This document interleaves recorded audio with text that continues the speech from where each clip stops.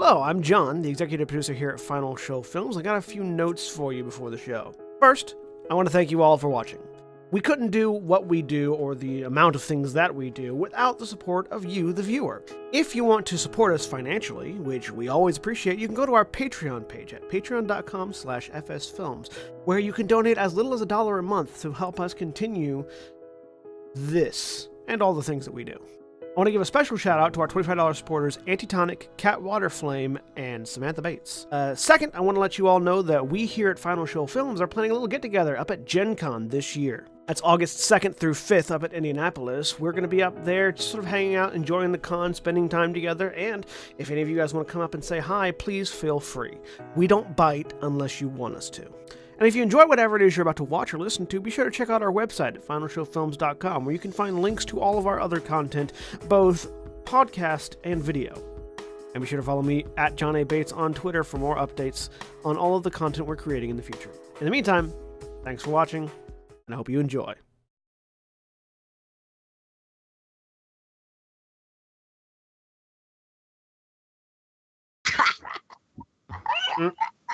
Oh, good. That means Never I can say. mind. That means I can say. You need names that you. Oh can dear pronounce, God! Except So we've got for your heroes. Yeah. Well, All right, they can hear me now. technical difficulties. Okay. Once again from the top. Good evening, everybody, and welcome to In Grover Green, FS Films' Changeling: The Lost Chronicle, set in the world of darkness. I'm Jack, the storyteller for this narrative, and let me introduce you to our characters here in episode 2 of season 2, starting with Mara. Hello, I'm Mara, and I'm playing List, the Wizened Oracle. And Raphael. Hi, I'm Raphael. I'm playing Neofly, the Darkling Night Singer. William. Hi, I'm William, and I'm playing Phage, the Ogre Gristle Grinder. Holly. I'm Holly, and I'm playing Lark, the Beast Windwing. Jeremy. Hi, I'm Jeremy. I'm playing Adele Elizabeth Hamilton, the Darkling Gravefight. John. I'm John, I'm playing Nero, the elemental fireheart with a gun to his head. And Aaron.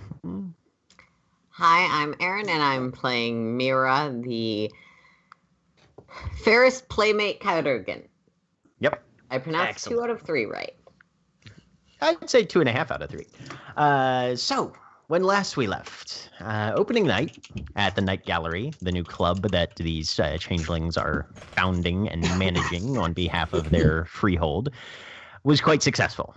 A large percentage of the Baltimore freehold was in attendance. The changelings drank deep of the glamour provided by a full house of mortals, all enjoying the performances of Lark and Neofly on the stage.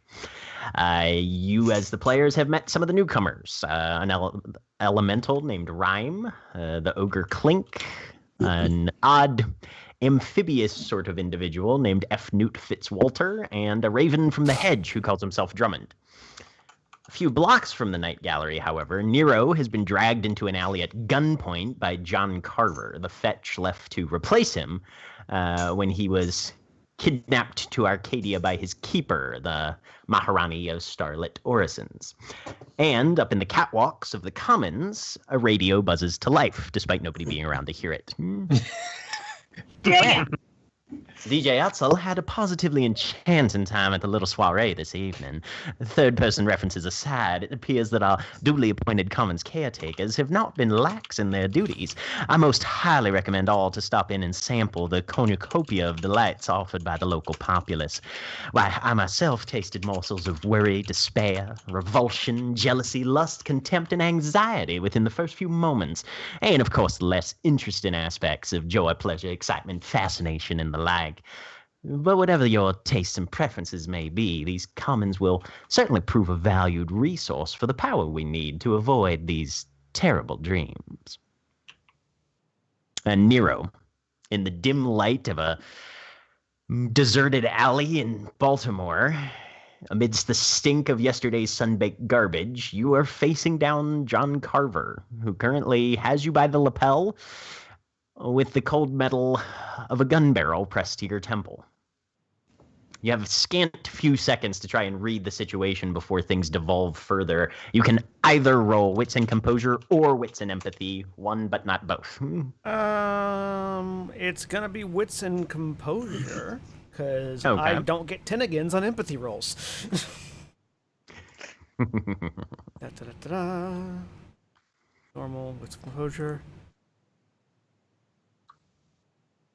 3 successes. All right. Nice. Based on the whiskey fumes that are sort of emanating out of his mouth as he's breathing a few inches away from your own face, he's clearly been drinking. Not so much as to give you a definitive advantage. There's also a noticeable tremor to his hands, but that's probably due to the tension of the situation rather than any persistent physical condition or drunkenness. Is his finger on the trigger? You can't see from this angle, Okay, lovely.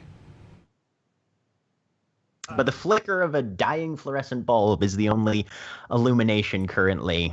You have maybe a moment or two to get a line of dialogue out before something is probably going to happen. I would like to try. He's drunk and has a gun to my head, so I'm not going to try to talk right now. I'm going to try to get the gun out of his hand. Okay. Let me take a look at his current defense. You can make a dexterity and brawl minus 4. 2 for his defense and 2 for attempting a physical attack against a significantly smaller called shot than normal. And does either of my brawl specializations apply? You've got kung fu and boxing, right? Yes. No. Okay. All right. -4, you said? Minus 4. 1 success. Okay. You make contact with the hand. Let me look up the disarm rules just to be sure that he doesn't have a alternate or contested roll.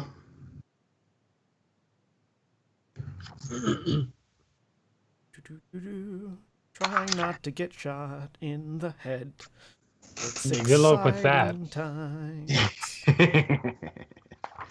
Nope, doesn't look like anything listed currently. So you immediately, taking advantage of your training, your skill, and your knowledge that guns in melee actually slightly favor the person who's better at melee rather than the person with their finger on the trigger. You strike out at his hand, and the gun goes spinning down the alley. You don't have it, but neither does he at the moment.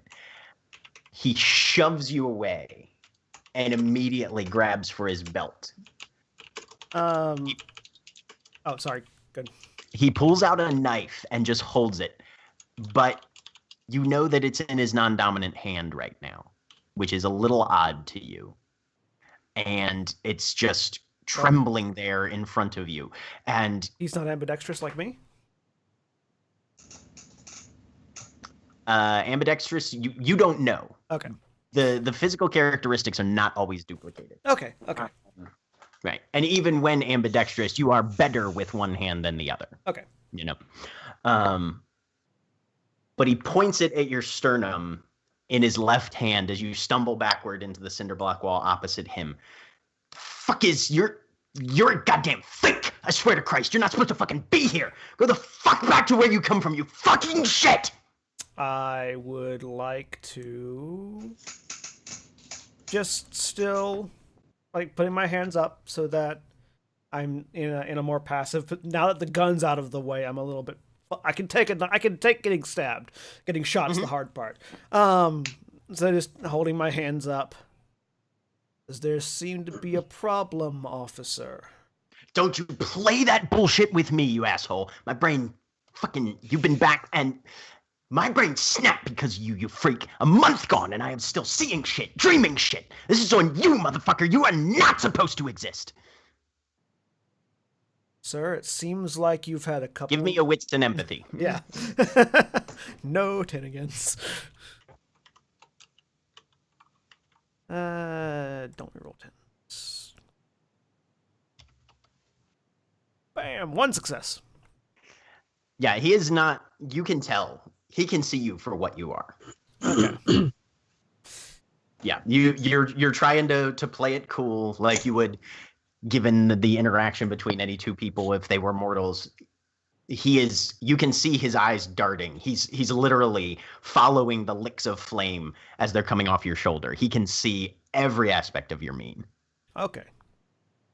In that case, I'm just going to lower my hands.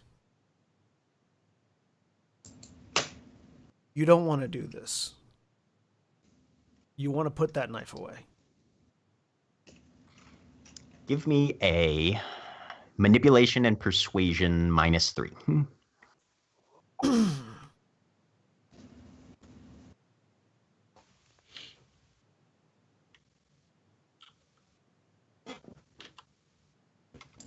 0 successes, but not a botch. His jaw works a little bit. And the tip of the knife kind of drops a little bit as he spins it now into a reverse grip. I'm going to fix this. I'm going to fix you. Get things back to how they should be, back to normal. You get your ass back through the thorns to the Maharani, you goddamn spook, or I will put you in the fucking ground if I have to. And then there's a beat. And he kind of blinks. And that sort of shake that was in his hands and his voice earlier is gone. Remember what I said. And with a jump, he flees down the alley, pausing just a moment to scoop up the gun, running as if the very judgment of God was at his heels. And you take a moment to catch your breath. He nips around the corner and is gone. What are you going to do? Adjust my shirt and coat. Pull out a cigarette, light it. Drag it all the way down. Toss it to the ground and start walking back towards the night gallery. Okay.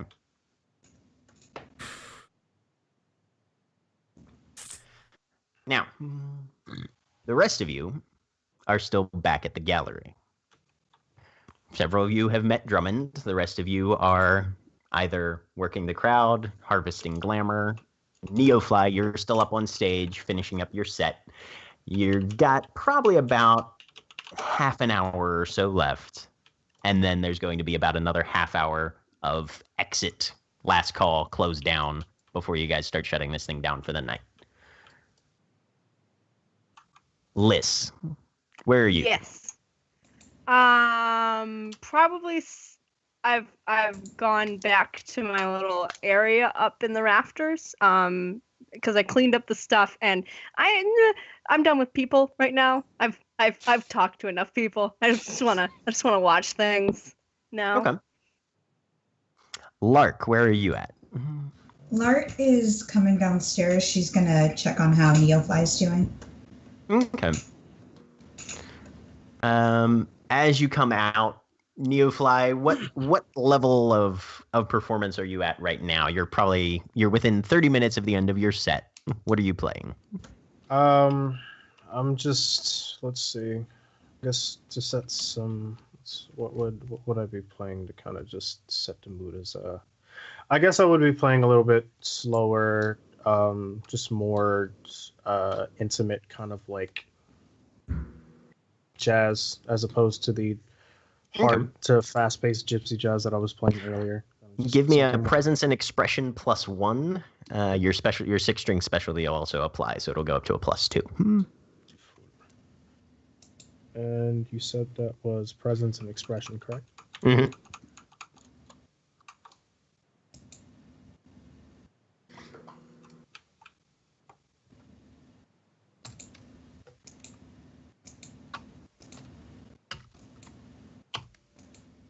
One success. Okay. So, Lark, as you come down and you're listening in and sort of reading the crowd, he's doing fairly well. Everybody is at least marginally tipsy for the most part, and so there's not a huge amount of attention drawn to the stage, but he's still conducting the energy in the room in a very solid manner, especially given the point of this whole thing, which is to draw emotion out of a crowd so that the changelings present can feed off that or incorporate their own interactions to try and harvest that. And as you're kind of glancing around, a voice cuts across your awareness suddenly. Well, haven't seen you for a while. Court and Keyhold keeping you busy, I'll warrant. She'll turn towards the voice. And there's a goat-like figure flashing a wide grin your direction as Barnaby Grange nods to you. Can I perhaps buy you a drink? That would be lovely. Excellent. May I? And he starts to sort of lead you towards the bar. She'll go with him. He kind of glances over his shoulder, and Liz, you would swear he made very brief eye contact with you, despite that you're pulled back into the darkness. And then he turns back to Lark, kind of flicking his ears back over his head in the direction of the catwalk. So what happens up there? Up on the catwalk? That just lighting and electrical, or I've seen some people wandering back and forth.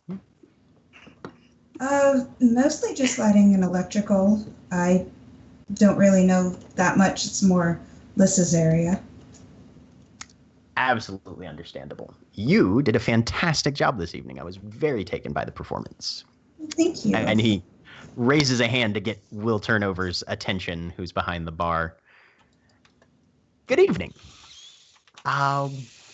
Me and one of the caretakers here are trying to get, well, at least marginally shattered at the moment, if you take my meaning. What would you advise? And he kind of glances at you, Lark, to see if you have any details to add to the order. No, Lark just smiles. Turnover grabs a couple glasses, some gin, a few spirits and mixers, and starts putting things together in glasses. This is a little concoction of my own design that I make for just such requests sort as this. It's my own variation on Hemingway. I call it the Pine Sol Gremlin. And he puts 2 glasses in front of each of you.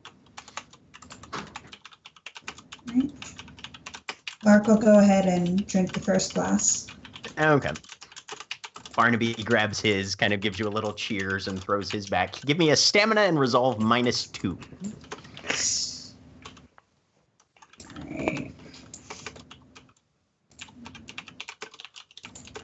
Oh, no wonder Phage is so good at drinking. Both those stats are at least 3. Stamina. Yep. Yeah. Oh, actually, by the way, before I forget, storyteller and the 0. game. What time is it exactly? Because I think Right about now, it's pushing 2 a.m. Sorry, 2 a.m. Okay, so just for reference, there was a point where I played the song that Phage asked me to. Okay. When it Sounds struck good. 12 o'clock. Oh, and also at just about at the end of my performance, I want to do what I want to do is, I guess, something that we discussed earlier, way earlier, back when we were still discussing all of this stuff, is I just want to play a simple 5 notes progression all the way at the end of the song that would be very familiar to people that I played with back when I was still being taken care of. Okay, back during your durance. All right, sounds good. So Barnaby shoots it back, pounds it pretty much in 2 gulps, and winces a little bit, but seems none the worse for wear. Lark, as you're drinking this, it's hitting pretty hard. This is, I mean, when Turnover referenced Hemingway, he was not fucking around. This is a pretty intense drink. Any wits or dexterity rolls you have to make for the next period of time will be at a -1, but any social rolls you make will be at a +1 because you are feeling it. All right. Barnaby looks at you. Well, this is my first from the bar this evening, but you guys are running a very fascinatingly put together establishment. Gilly is going to be quite pleased. I hope so. We've been working very hard to put this together. It shows. What exactly is your role? I'm entertainer, and I do some publicity for us as well. Ah, publicity. So you're responsible for the packed house this evening then, I suppose. Congratulations. Yes. Very well done. And he'll continue the small talk for basically as long as you're interested. She'll keep him talking for a while. Okay. Sounds good. Liz, from your perch upstairs, you can definitely see all of this happening. You can't hear any of the conversation because you know the music and the crowd and that sort of thing. But you're definitely seeing this happening, whatever this is. I don't like it. We know.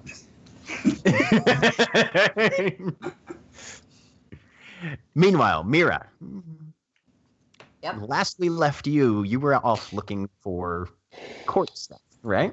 Yeah, I would have checked in with, I believe I was being escorted by one of the security people, checked in with Rhyme if she wanted my presence help talking to the court, to Summer and Spring, that she was interested in.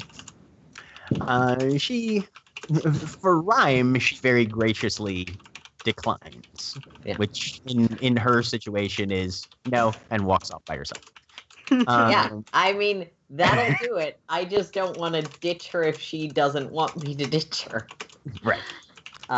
But yeah, no, Shell escorts you both upstairs and sort of goes, well, that's the autumn room, that's the spring room, that's the summer room. And you say, do you want me to come up? No. And she walks into the summer room. And then the door goes bang behind her. And you're sort of just there with Shell. Well, I'll give Shell a bright smile because I don't know who the keepers actually are. And he is definitely employed by the establishment. Bright smile. I think I can find my own way from here. Give me a... Let's see what the roll on that would be.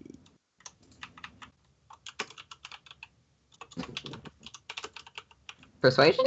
Or... No, actually, I'll go ahead and give me a... You're away from your mic. Give me a wits and composure, -1. Cool. Just for observational Great. purposes. This is something not... just normal. Well, there's a -1. Yeah, normal roll type. Oh, yes, yeah. Normal roll type. I don't think you've got any negatives or curses there. Not that I'm aware of, because I'm not trying to... 1 success. As you look at Shell, he carries himself, he's a little stooped, a little broad. Looks like he's got at least some mild scoliosis. But he carries himself in a very sort of military, honestly, he's posed like a G.I. Joe. He's got this sort of like stiff action figure kind of very compact kind of body to him, but definitely a little more reduced. He's not somebody who would leap out at you in a crowd. And he's very stark. Do I get any sense of mantle? Not that seems visible. Mostly what you notice is he smells heavily of cordite and gunpowder fumes. He's got grime. His hands are bare, but it looks like he's wearing mostly fingerless gloves just because of the stains that are definitely. It's not a chemical or a wood stain or anything that looks liquid. It looks like he's just had grime and powder rubbed into his hands so much that it's permanently discolored the skin. But it's a very sharp distinction. Could I get some sort of like empathy roll or something just to see if I can infer if he may be what I'm looking for? You can give me let's make it it would be a wits and empathy.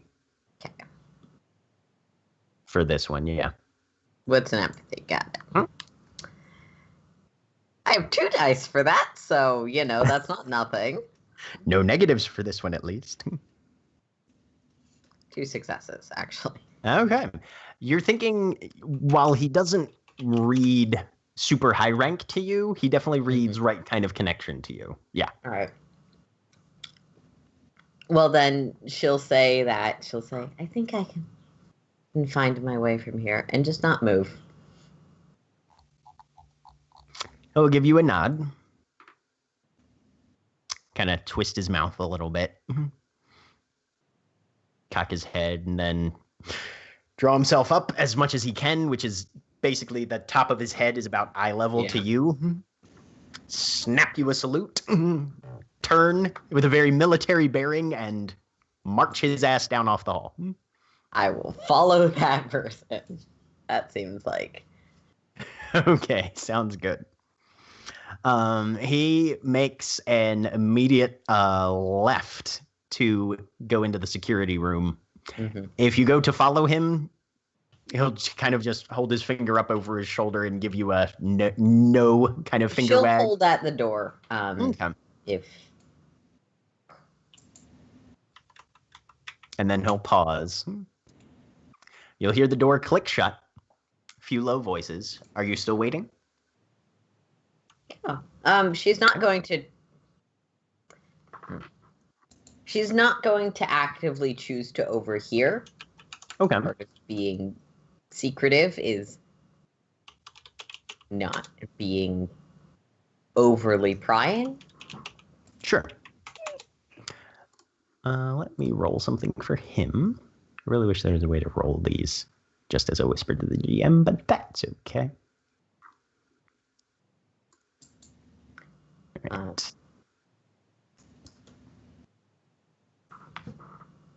And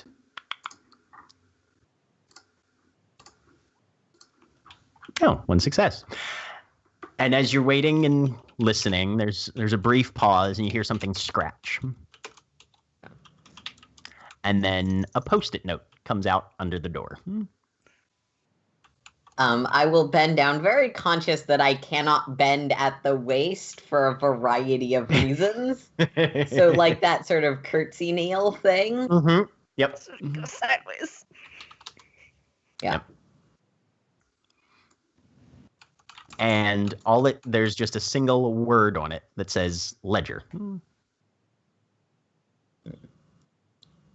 Can I infer things from that, or do I? I guess it would be more appropriate to ask if I know what that means, because I think Erin does, but I don't know if we covered if she does. Give me an intelligence and investigation. How? Okay, so that's going to be a chance roll. Okay. Roll me a chance roll then. I have 1 intelligence skill. Nope. All right, but not a dramatic failure. This could refer to almost anything. I mean, you know the variations of names, objects, things like that. So yeah, you're either looking for a book with some financial information in it, probably, or you're looking for somebody named Ledger or something in the interim. Yeah. She's socially oriented, so her first at that point she will head across from the door, head away from the door. Okay. So you're on the 3rd floor. There's very little hall traffic up here, and most of the individuals are on the 2nd and 1st because people are getting clamor, and that's where the mortals are. Yeah. So at this point, she'll probably head downwards, hoping to socialize gossip, and maybe that name will come up. Maybe she'll chance upon how people talk about people. Give me especially she's looking for conversations about the kind of people that you're just like, oh yeah, this person, this guy were there, you know, in addition to the person we're talking about. Okay. Give me a manipulation and socialize roll, just to see what you draw. Sure. That's much better.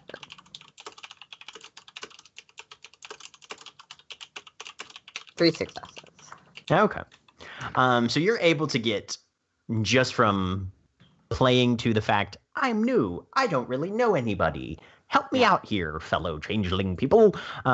You're able to get pretty much a fairly complete roll call, more or less, of everybody who's here. I'm holding to that. Right. The name Ledger does show up as ranked in. He's considered to be fairly influential, at least marginally so. But his description is more like, oh yes, and Ledger's here. Oh really? Who's that? He's a guy. He's one of us. But there's very little detail on him. Not like, as long as they're not like, he's a guy that showed up yesterday. You know, he's new like you. Mm-hmm. That works. Yeah, that makes sense. And if you're inclined to get second opinions and that sort of thing, a lot of people know him. There are very few details on him, but people know him. Yeah. They just don't know about him. I think it's fair to say that seems like what I'm looking for. Right. Yeah, no, it's very much sounding like this is what I'm looking for. You are, of course, aware, given the information that you've been given previously, that if this is going the direction you want it to go, it is not something that you should be approaching directly. You're going to want to do this sideways and subtle. Yeah. Mm-hmm. Absolutely. So how are you proceeding? Okay. So you said I got a decently full roll call of people. Mm-hmm. So as subtly as I can, I'm essentially just going through the list of people I know are here. It's been pretty heavily implied that Ledger is likely around. Mm-hmm. And just sort of going, process of elimination, who isn't Ledger? Okay. To narrow down my candidate pool for the moment. Not necessarily talking to all of them, but I'm here to make friends, and it's just so great to meet people, and I'm new in town. Okay. Give me a presence and socialize on this one, then. That's also good.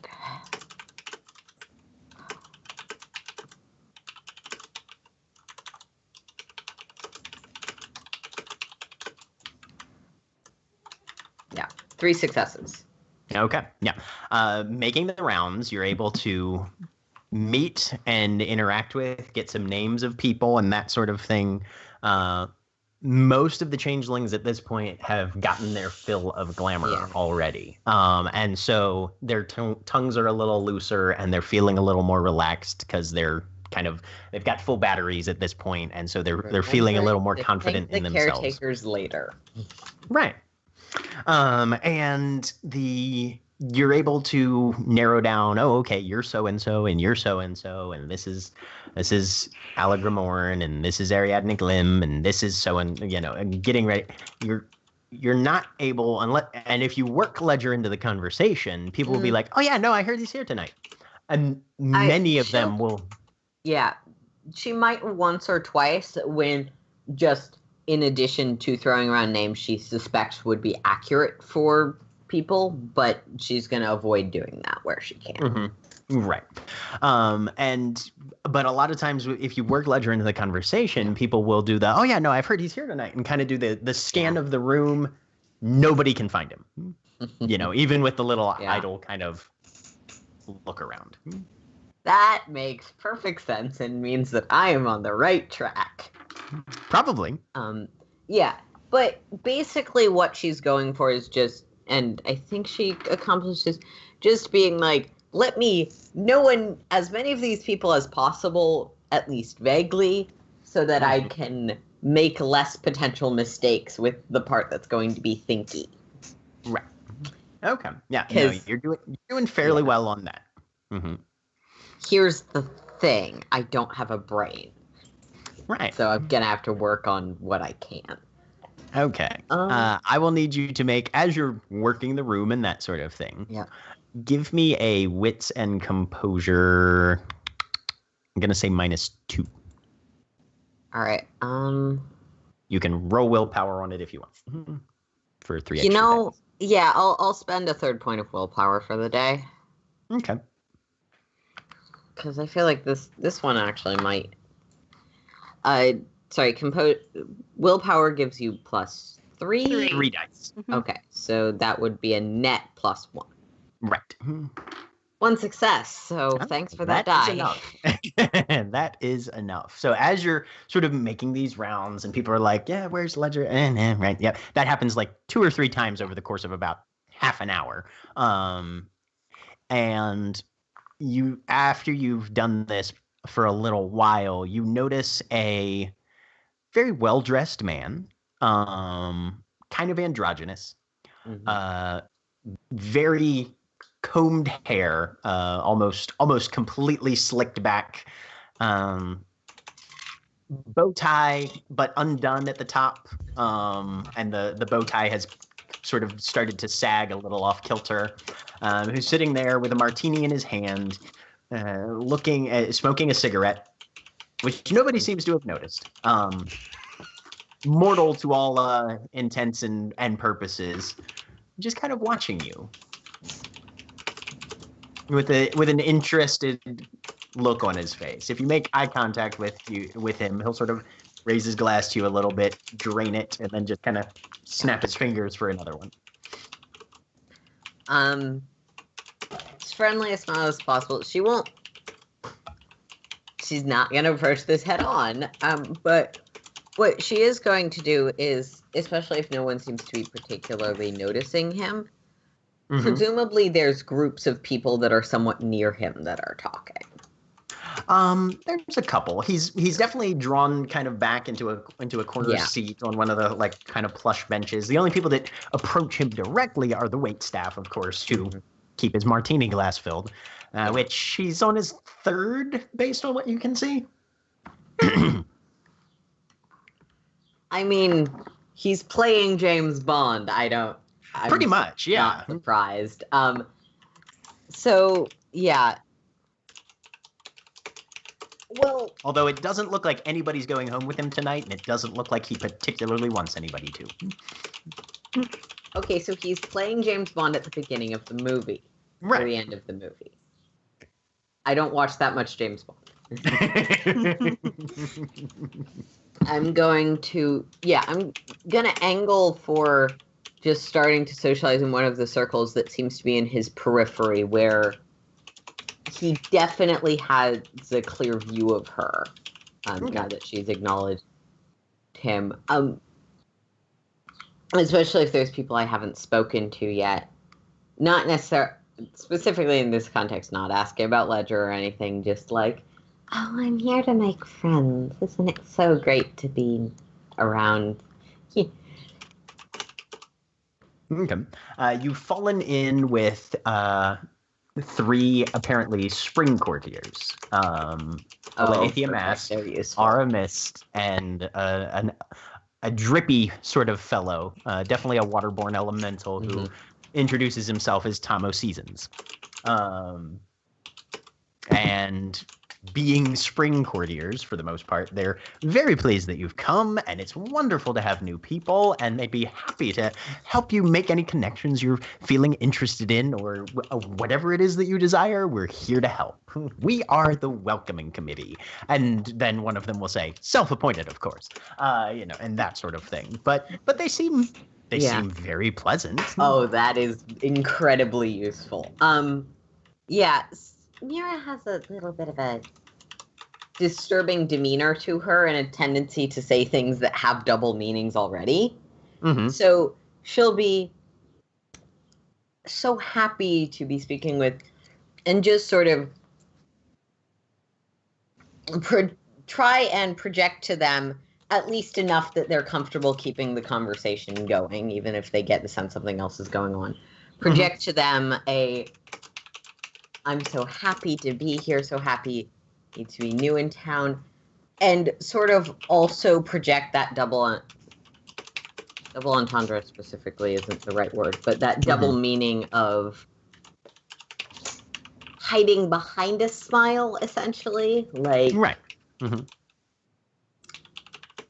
being friends makes us safer.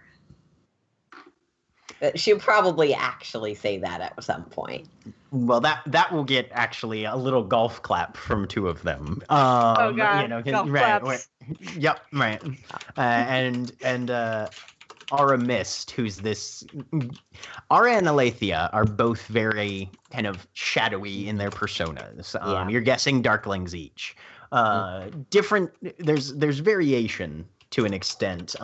Alethea, her makeup keeps changing, almost reflexively.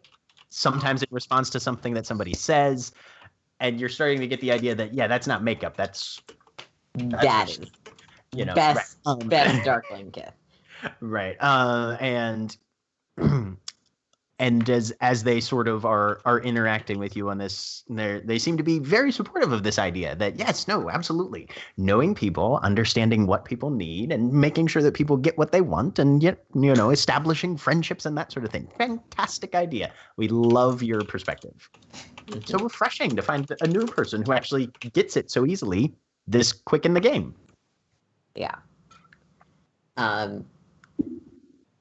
Do I get the sense that they might be putting on the front of being spring, or do I get the sense of they're getting at something slightly different?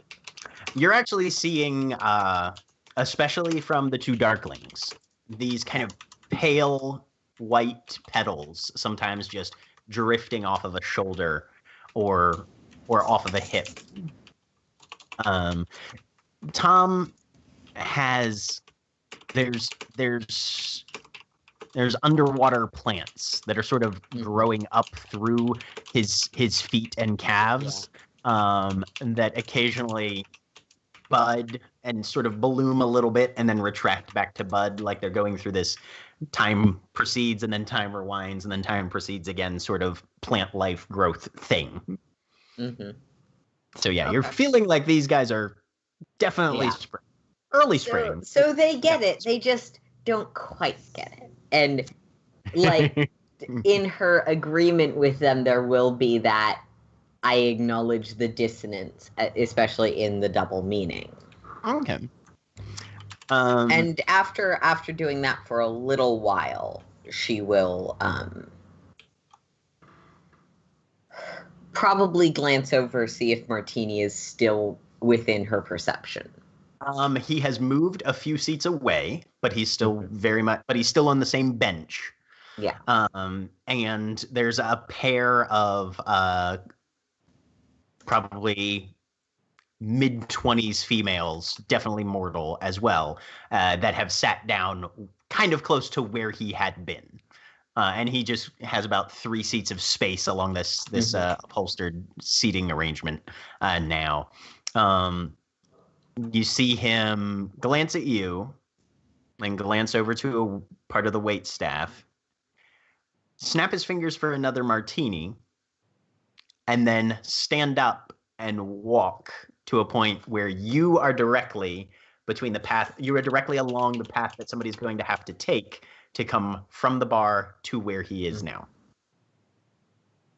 And the mortal waiter, who's obviously employed tonight as a server, is going to fetch his drink. He's just watching. Do I get a sense of what I should do in this situation? Because Aaron has poor impulse control, but give me a wits and no, not a wits and composure. Can it be a socialize or persuasion? Yeah, I'm trying to persuade. It can. Well, you're actually trying to intuit at this point.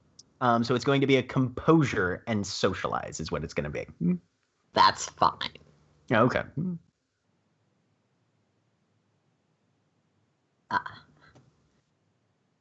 For those watching and listening, I have 4 dots in persuasion, which is why I really want to use it at some point. Modifiers, if any? No. I'm spending another willpower Okay. because So this plus is three. important to me. 4 successes. 4 Okay. successes. You can, as soon as he makes the move, you realize exactly what he's doing. He's giving you the opportunity to slip him a note.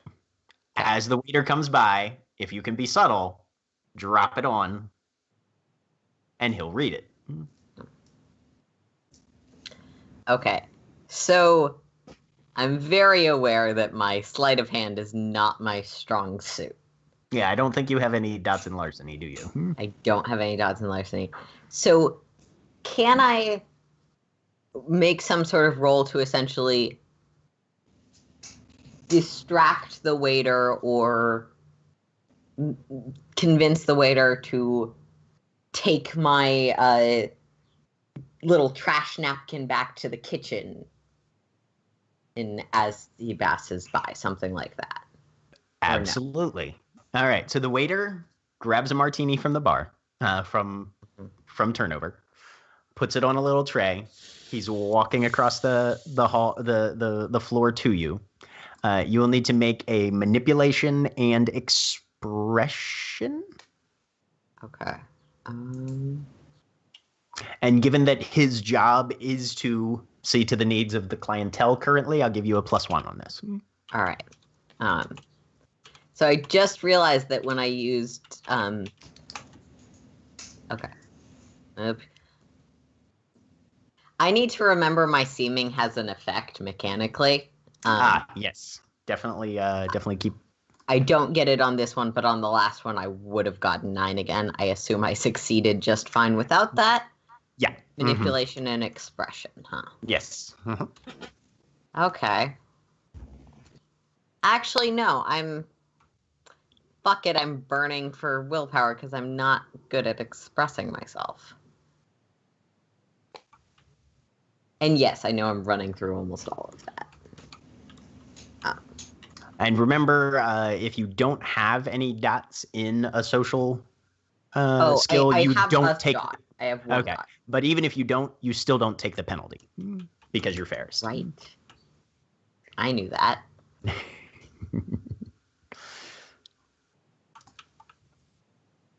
Okay. Yeah, and I get a 9 again because I spent willpower. Right. 5 successes. Okay. So with an exceptional success on this, very well done. You take the little Post-it note because it's already got his name on it. Yeah. Perfect. You pull out your pen, which I assume you have to write in your token. Oh yeah. What do you write on the back of this paper?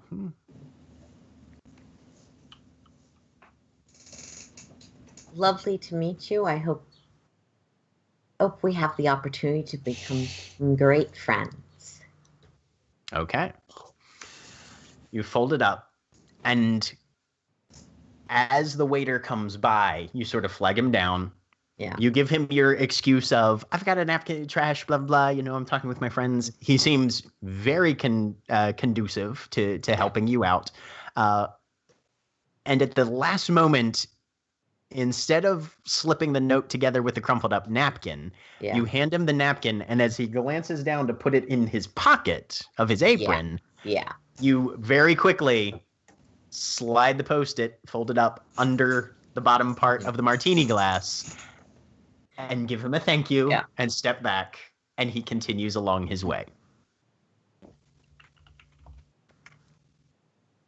All right.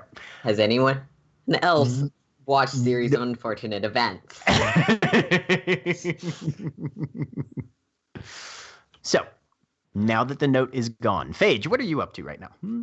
Phage is probably still on the roof, trying to get a read of Drummond, and seeing how trustworthy / untrustworthy this bird is. Okay. And a bird I picked up. Are you engaging him in conversation, or are you just sitting there staring at him? What? Yeah, just kind of like conversation of how he got here from the hedge, what he's intending to do now that he's here, any particular purpose that he's looking for other than just staying alive? Mostly the last bit. This is the first hour I've spent in the reel. It seems a lot less crazy. Oh, For they instance, I'm kind of nervous, and that chimney over there isn't doing anything about it. Yes, it's a lovely thing, isn't it? It's how the rest just of the world sitting there. doesn't just It's just yeah. being a chimney. Yeah, the rest of the world doesn't try and kill you when you feel nervous. It's real nice. I mean, most of the time, you're hungry and you just think about it hard enough and something pops out, some fruit. And granted, it's an even choice as to whether or not it's poisonous, but at least there's something there to possibly interact with. That one doesn't happen so much either. It's not psychoactive. How the fuck do you people exist when it's not psychoactive? We talk. We use words. Yeah. Okay. And he's still looking at that chimney like there's something's going on with that thing. No, it's got made nefarious motivations, I can tell. It's made of brick. It's not going anywhere. This is beautiful. You say those things like that's not a non sequitur. Things that it's aren't made of brick, so it's going to be dense and hard and hurt when it smacks you upside the head. That's what I'm used to. Yes, well, the thing is, in the hedge, unless the thing has eyes and breathes and actually moves naturally, it's not going to do that around here. Yeah, this is going to take some getting used to. Generally speaking, if it's not already moving when you see it, it's probably not going to be moving soon after. He glances down at the street below, 3 stories down. All right. So that barrier there is probably just going to sit there. Aye. Doesn't it get bored? Not everything's alive around here. The barrier doesn't think. No, most things don't. Most things are, and therefore they do. But yeah, this is weird. I mean, like, great. I'm feeling marginally secure. It's just the whole static thing is a little. Yeah. Most things around here don't have feelings. A lot of things around here don't do something unless someone else makes them do something. So the living things, the like traditionally, according to you, alive living things, the things that are supposed to be alive and are alive and have kinetics and psychology and those sort of things, they're in control. Basically, yes. Holy shit.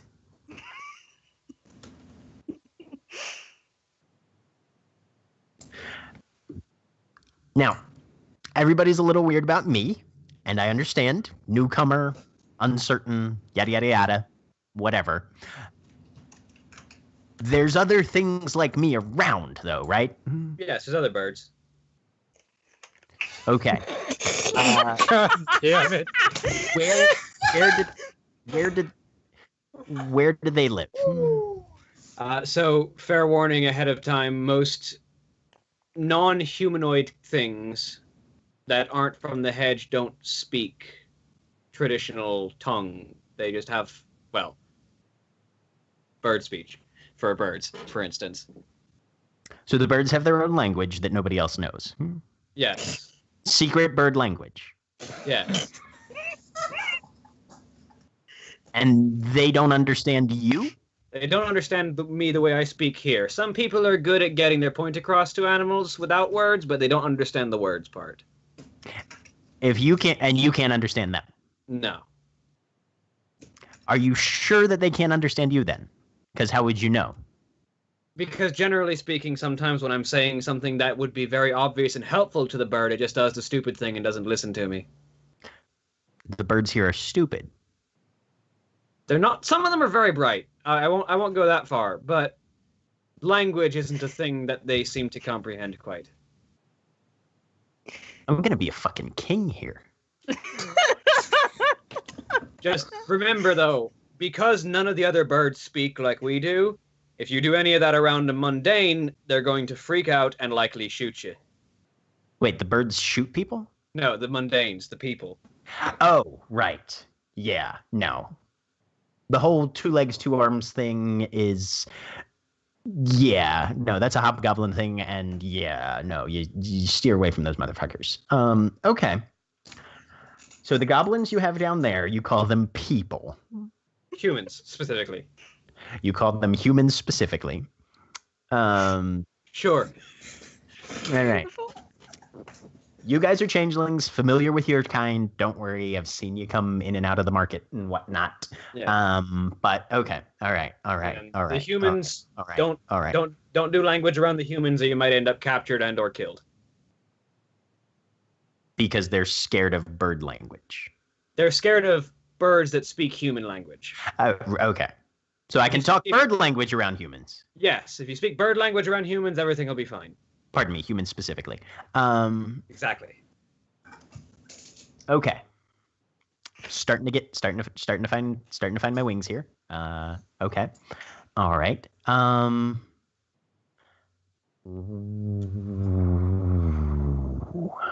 What is that smell? If it's just the smell of freshly cooked food, I'm afraid that's just my mean. It's a thing that happens. But No. There is something that has been sitting out in the sun for almost 2 weeks, and there's a rat over there. Is it There's dead? a dead rat. There's a dead rat over there. Oh my god. Oh my fucking god. That is delicious. I'll be right back. And he just. Have I got a read on him by this point? Give I me feel a like wits I've and got a read on empathy. him. Give me a feel like wits and I've got a empathy. I'm so excited. Okay, wits and empathy. On the fire. I have no successes, so I don't have the best of reads, but Mainly what you're getting right now is culture shock. okay. Huh. Yep. But yeah. All right then.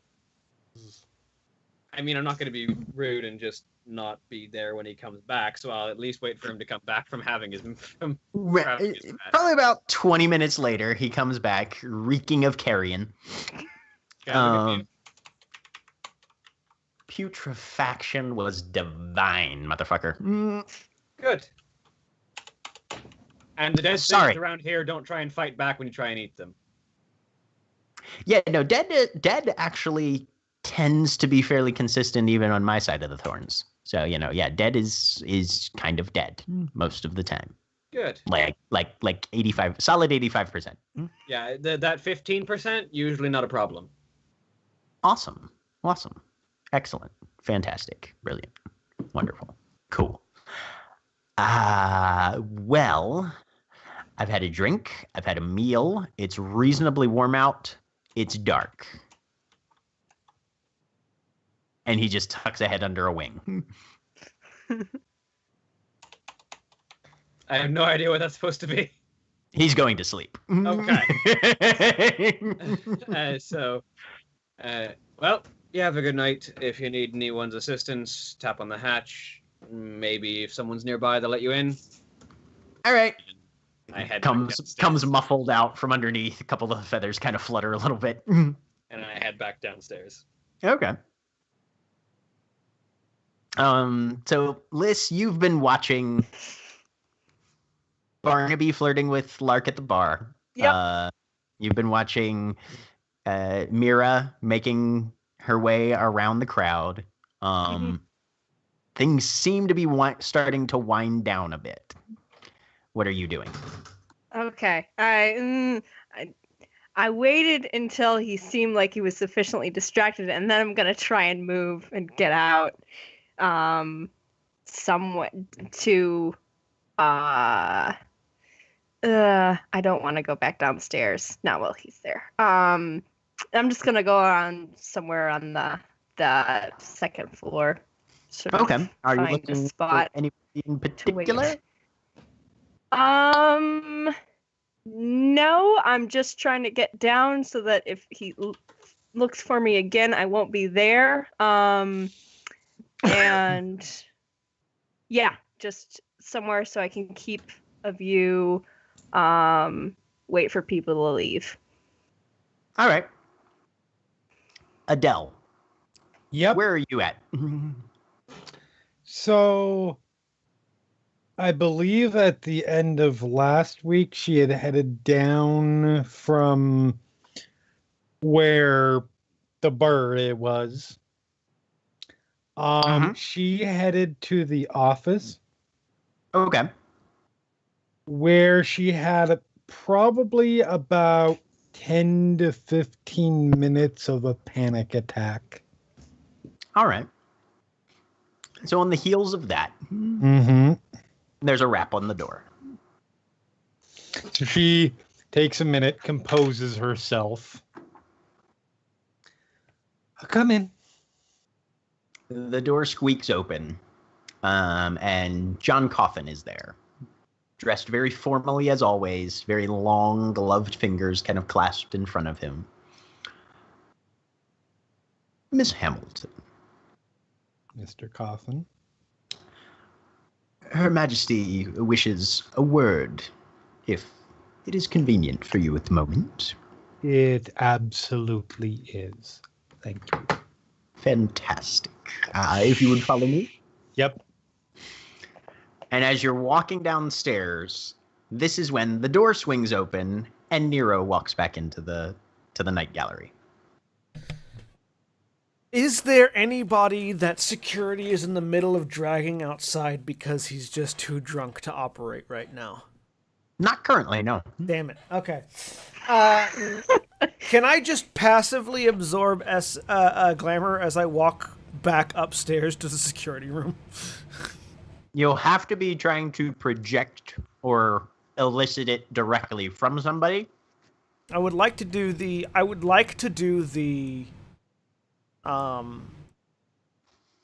security guard moving through a crowd that he desperately needs to get through quickly thing to just like provoke either irritation or curiosity or anything like that at having to shove people out of the way. Give me a wits and composure. I can do that. 4 successes. Yeah, with that, you can see the fuckboy trying to figure out if he can get something in that girl's drink over there. Oh yeah, no, okay, that's good. I'm gonna go grab him by the wrist that is trying to dip something into a drink. Lock it around his, just grab it and then lock it around his throat and just drag him towards, let's see, Mr. Glare. I'm gonna drag him towards Mr. Glare. Give me a quick dexterity and brawl. This is Kung Fu. -1. His defense is not. Does my kung fu apply? Oh, yeah. Okay, Oh, yeah. so that's +1, so it's a 0 total. I'm gonna spend a willpower, because I'm angry right now. And this poor fucker, is getting it taken out on him.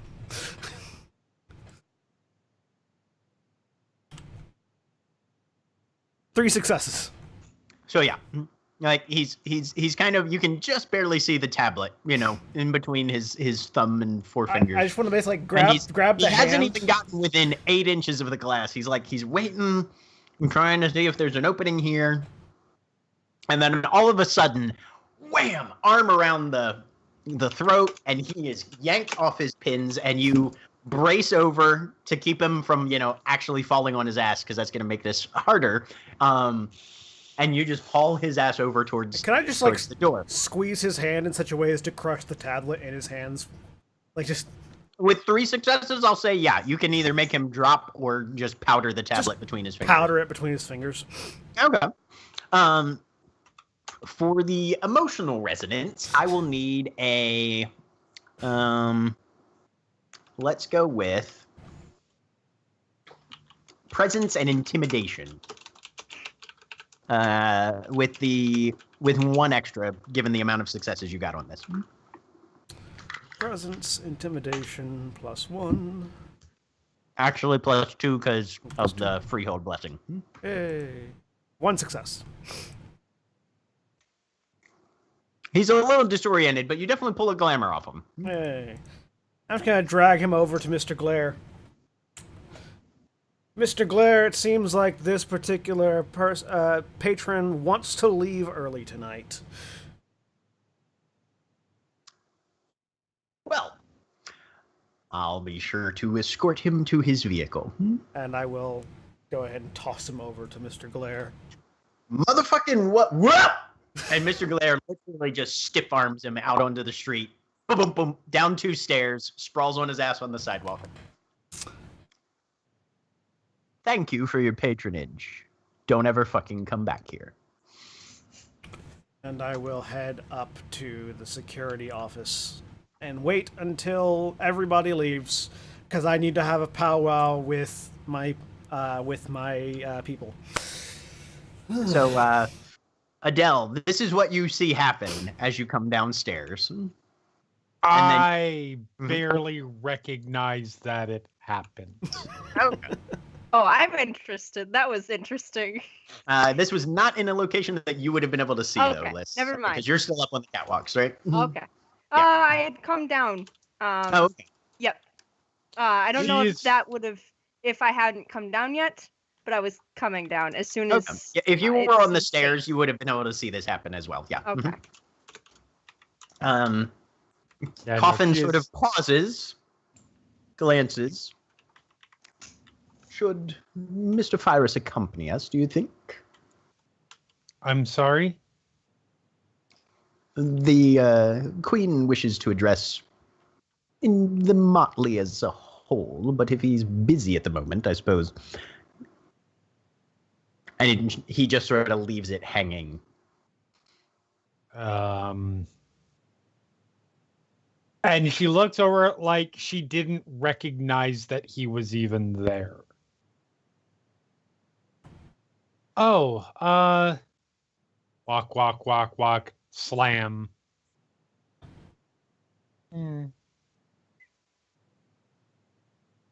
We can Very well. certainly get him if you would like. Let's not keep her majesty waiting. Okay. Very well. So, And yes, Gilly is follow- seated at a booth nearby. Very good view of the stage, obviously. Seems to have worked through her individual audiences for the most part. There's not a queue per se. And as you approach, she flashes you a wide smile and gestures for you to sit down. Drift over into a seat.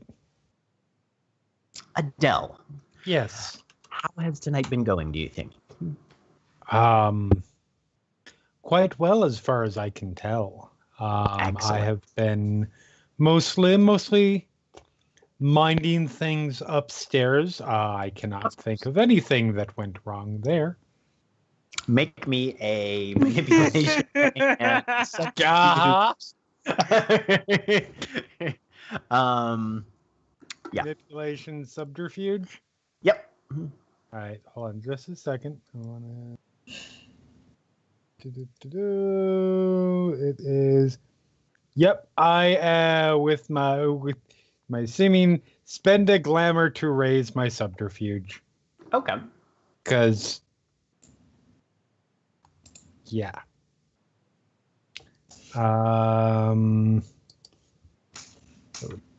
One. I think that only raises it on a 1-to-1. Yeah, I believe so. 2 successes. Okay. Well, Gilly seems to believe you. And she Good. nods. Excellent. Well, lovely to hear that things have been going well from your end. On my side of things, it seems to be a smashing success, which is fantastic given the conditions in the free keyhold at large. But very, very good. Very, very good. And you can tell she's a little bit agitated and definitely has not gotten to the main thing that she actually wants to talk about, but she's trying to establish a footing of dialogue before she apparently Okay. breaks the actual ice. I will not press the issue. I am going to allow her control of the situation Okay. at the moment. But the loss of Kalinag has still been weighing very heavily on my mind. Don't know exactly who or what was responsible for the murder. Mm-hmm. I know that your Motley was the initial discoverers of the incident. Have you pursued that line of investigation yourselves at all? Not as much as I would have wished. We have, as you can imagine, been quite busy with... You have, and I very much appreciate your diligence there. It was simply... It is something that has been on my agenda to do once this opened up. Well, my concern is that either we have changelings that are utilizing their essences for ill purpose, or possibly even hobgoblins that have taken an aggressive stance. And granted, I've never heard of a hob pushing their way through the thorns. They tend to, by reports, be at least most comfortable in their home environment. I honestly don't know which eventuality would disturb me more. Is there anybody within the court that we would not consider to be the most... what would be the best way to put it? That we would not consider be particularly unmurdery. Well, given the backgrounds that many of us have suffered under, murdery is about as pleasant as you can expect from a great number of our Of course. Nothing has sprung to mind, obviously, just as you've been busy preparing this entire scene. I've been busy preparing, well, the scene of the entire city. Of course. I'm simply, the people outside of the immediate circle a little bit better than I, so... Well, and with that in mind, of course, that's why we word our pledges so stringently. I want to at least ensure that anyone with said impulses against other members of the Keyhold, at least, well, I feel, based on my understanding of the contracts and pledges that have been established, that members of the courts, at least, are highly dissuaded from attacking each other, and members of the Freehold from any other members there as well. Concerns might arise. We have very few courtless, but they do walk among us. I don't mean to raise specter of anything particularly odious. There's very just little a force of it's a force of habit with me. Naturally. But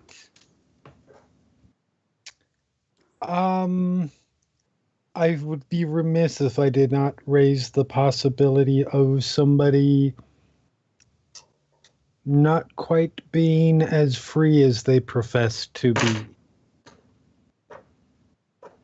She kind of raises an eyebrow. Well, I am not saying I am aware of anybody who might be such. I am simply saying... Very troubled if you were, and we're only now bringing it up. Yes. I am simply raising that possibility. Conceivably. I'm sure that it has potentially occurred to you of that possibility, but one should never assume. Very wise.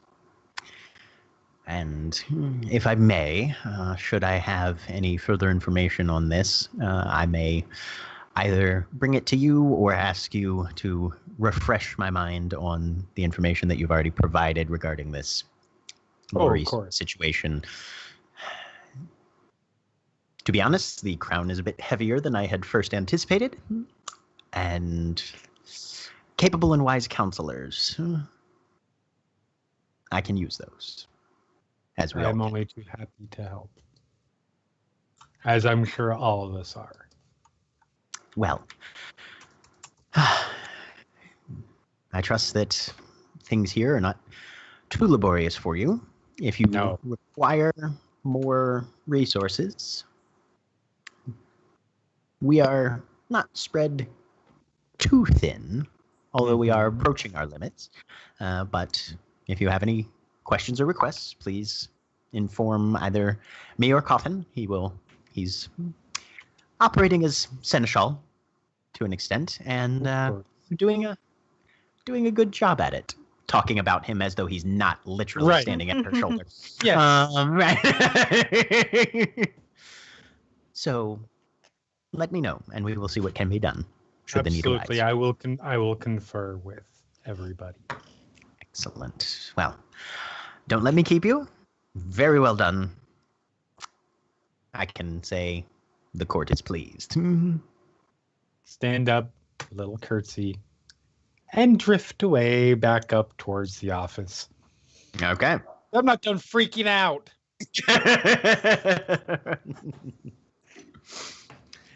Back to Mira then. You are still kind of drifting about the room when there's a brief touch at your elbow. Mm-hmm. And it's a different waiter at this point who has come to offer you a drink. I'll take it. Okay. He says, from the gentleman in the corner. You look over, and there's kind of a dude bro there. Button down, jeans, Converse, high tops, looking like most of the worst parts of the hipster crowd. He's got the hat sort of just sitting on the back of his head, not actually worn, whole shebang. And he kind of gives you a thumbs up. So just because that description does not mean one way or the other. Changeling, can I tell? Can I tell court if so? Looks mortal. Okay.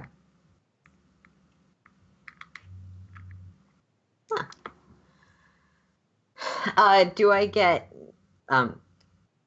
is there any message attached or anything? Just actually, yes, as you pick up the glass, there's a note there's a little folded piece of paper underneath. I'll give a polite nod to the waiter and check that. Okay. You open it up, and it simply says spiral staircase, top floor.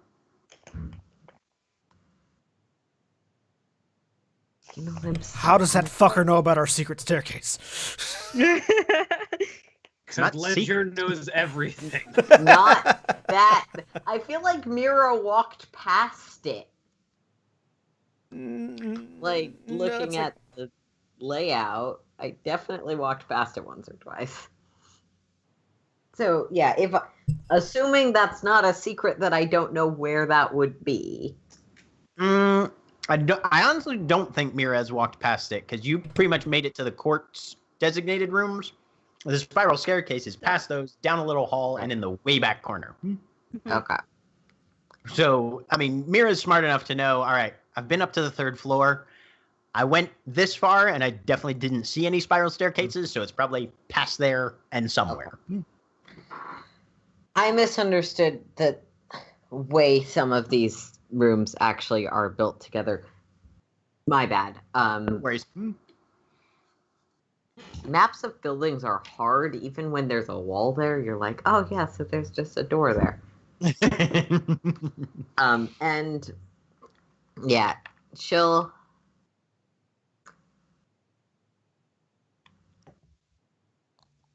I feel like, why not?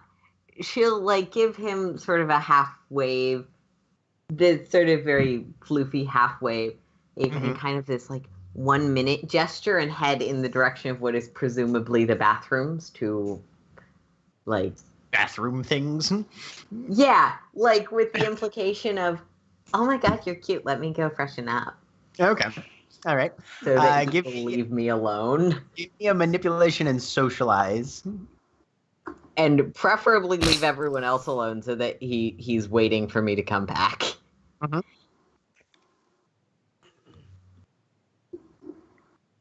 But, you know, if it doesn't work, it doesn't work. That's not a big deal. Any modifiers? Nope. Cool. 0 successes. He definitely seems very crestfallen, and you see him as you're drifting away get up and start to follow you. Okay.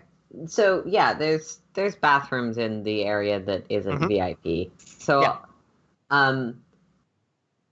Is there a line at the women's room? Um, In a Not packed currently. club? That's not shocking. currently, which is very surprising. Yeah. Yeah.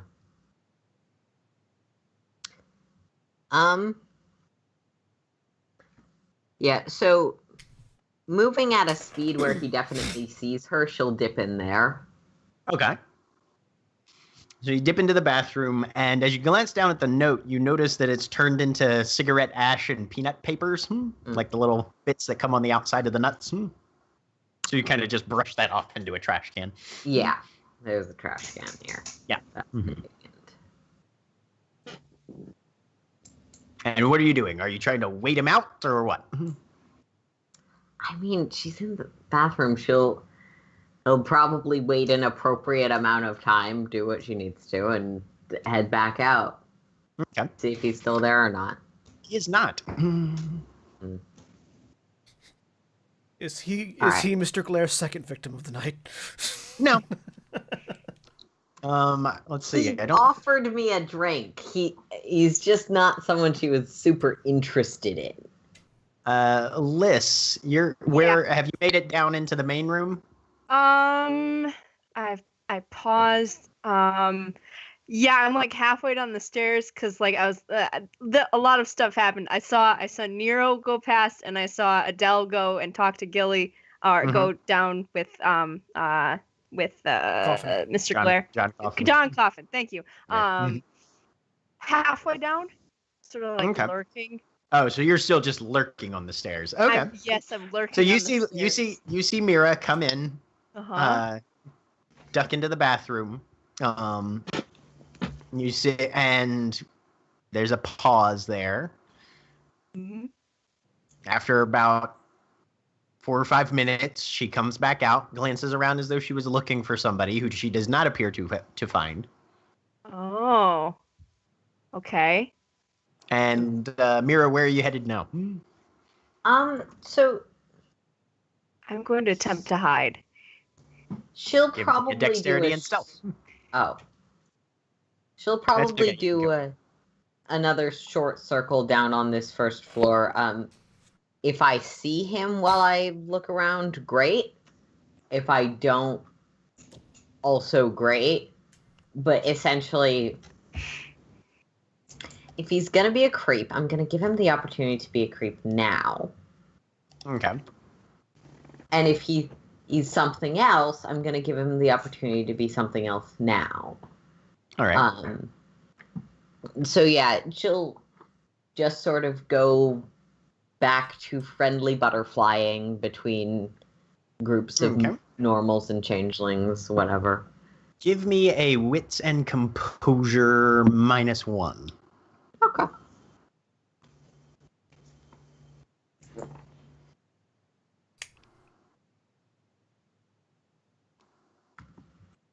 Two successes. Okay. You case the entire first floor. You do not see hipster degenerate anywhere. You're glancing around. You do not see androgynous James Bond anywhere. Yes. Like these nicknames.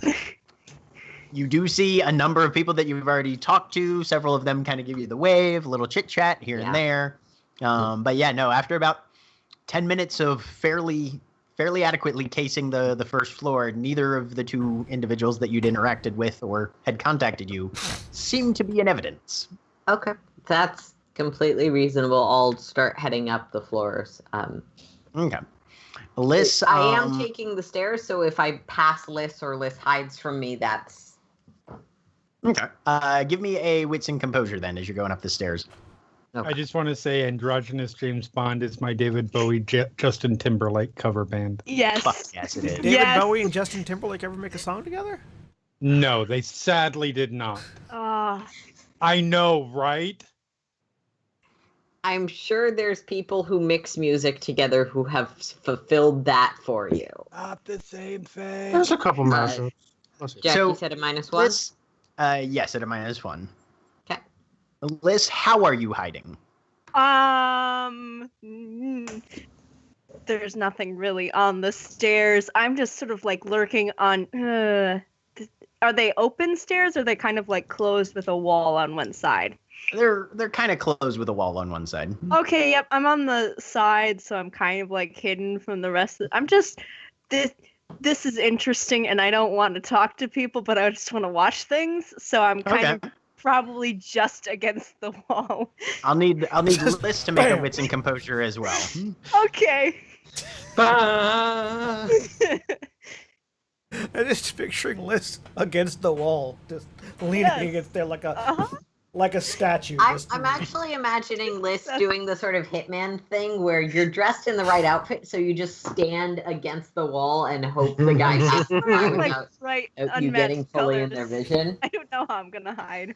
I was trying to actually imagining more live action Pink Panther. She just had her hands up to Right. the side of the wall and she was just looking every once in a while. Can't see me. Yeah, I was thinking Emperor's New Groove, just the Kronk leaning against the wall with two statues Yes, pointing. yes, Oh yes. my god, yes. So Liz, you kind of lurk, just poke your eyes around, try and keep an eye on things. Mm-hmm. Because you saw Mira go out. There's a couple people wandering up and down the hallways, coming up and down the stairs, and you try and look casual when some of them literally walk right past you, and there's Yep. obviously you're there. When Mira comes out, she goes up the opposite staircase because they sort of branch up Okay. and yeah, zigzag. So her back is to you, but you see her making her way up to the second floor at least.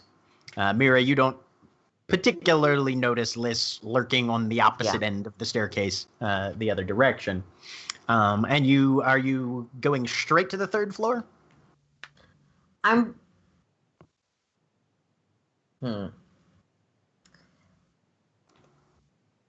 going probably straight in the direction of the third floor because third floor is the floor that's changelings only, right? Right. Mm-hmm. Yeah. And that's where the note said the spiral staircase was. Yeah. But I'm going to try avoiding looking like I'm heading directly to this spiral staircase. Mm-hmm. Like, just...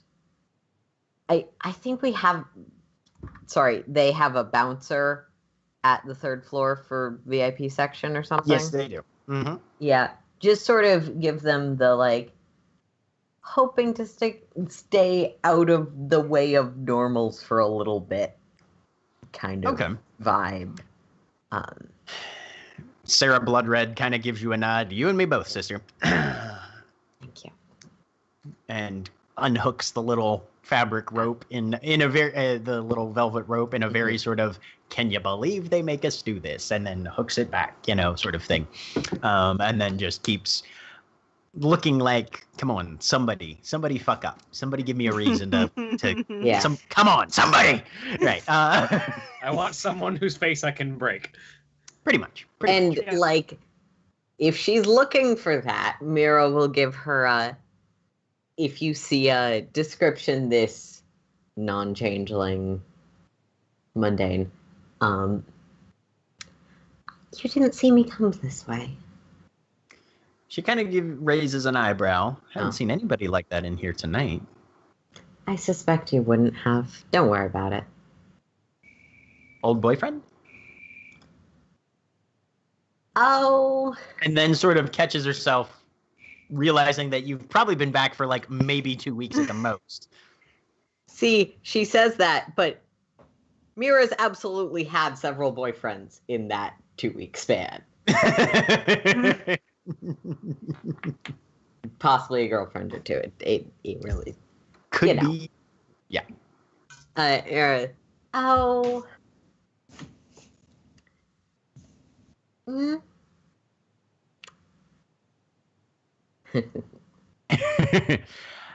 All right. Well, yeah, I'll keep an eye out. Yeah. See, I 98% know what happened, but if she wants someone to think about potentially shooing away, I'll give her that possibility. Okay. So you make your way up through the VIP barrier up to the 3rd floor and begin walking down the hall towards where you sort of last made your furthest invasion to this level of the gallery. And as you make the turn and start walking down there, you see Shell at the very far end, sort of doing a "I'm on patrol" kind of march, down around the corner that you're headed to. Yeah. I'll sort of, if it logistically makes sense, I'll sort of almost fall into step with him. You're just coming into the hall and he's at the far end, but you can sort of keep that distance if you want to, or you can try and catch up with him. Either way, he's not moving particularly quickly. No, she'll probably keep that distance. Okay. So you start like making if he looks in her direction at all because he's doing patrolly stuff, she'll definitely give him a nod of "I noticed you're here." Okay. All right. Nero, you've made it back to the security room. Yep. Anything? And do I get any updates from anybody on the radio or anything? You're not hearing anything. You haven't asked for any updates at this point. Vision Kane and Shell are both there watching the screens. Yeah. And didn't know if they volunteered anything as I walked back into the room. Shell probably looked up. All right, boss. Yeah. Anything interesting I need to know about? Nope, don't think so. Good. Sorry. And they keep monitoring the screens. If anybody makes any significant movements or anything like that, they'll sort of keep a running commentary going. Yeah. Shell gets up and says, "Well, I think I'll do a quick walkabout just to keep an eye on things, I suppose. Anything you need me to cover specifics?" Nope, just let me know if anything weird happens. Sounds good. Oh, and he stops and pulls out a cell phone and starts texting a bit. So, Mira, you're making your way down the hall, and you turn that corner that Shell has just turned, and you see a door at the very far end swinging closed as you just see his boot disappearing into it. By any chance, do I notice a staircase past that door or any signage on the building that might indicate such? There is a exit sign right there, kind of the emergency, "Hey, you need to get out because there's a fire," sort of gig. I think that counts as signage that would indicate such. Uh-huh. So yeah, she'll just follow. Okay. Takes you about 30 seconds to traverse the length of the hall to where that door is. You push it open, and there's androgynous James Bond sitting on the stairs having a cigarette. You got my message. Of course. Pleasure to formally meet you. Very well done. So, your type is not generally known for being subtle in social situations. You may have the makings of something. There's different kinds of subtlety. Very true. I do Fine, I apologize. fucked up her Quite voice remiss. Smoke?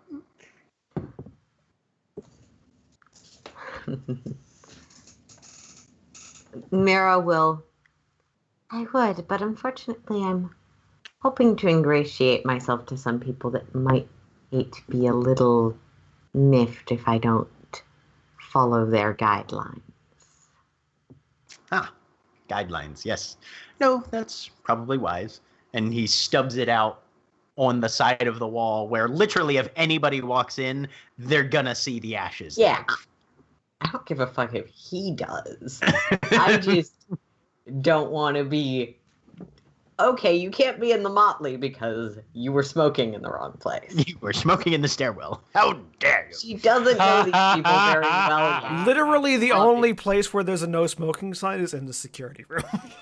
And the first She doesn't floor. know Good. these people very well, but she did see the bouncer at the front door being very stringent about it. People That don't is smoke. fair. People don't smoke on the first floor, not because there's a sign, but because Mr. Glare is there.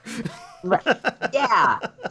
And I don't know who's actually in this fucking motley. No, it's fair. It's fair. I introduce you to people. Some of them. Some of them. But he'll look at you. Well, I got your note. You got mine. Are you looking for friends? Yes, I am. I understand there's various varieties of friendship to our current arrangement, and Well, given your loyalty to the Freehold and your pledge to our queen, I can offer you, in light of your performance, a number of friends, if you're interested. I think I would be. Well then. In that case, repeat after me.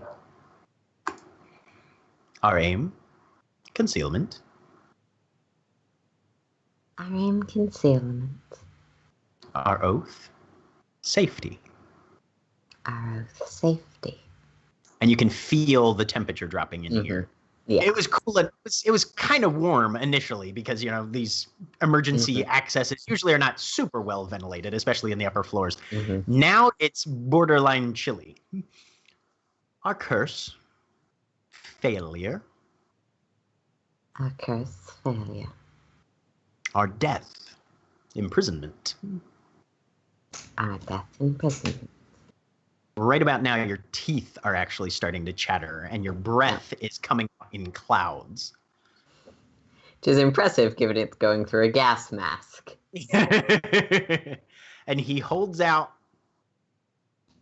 a small object. Give me the lighting in here has felt like it almost has dimmed significantly as well. So give me a wits and composure. Make it just -1 though. Okay.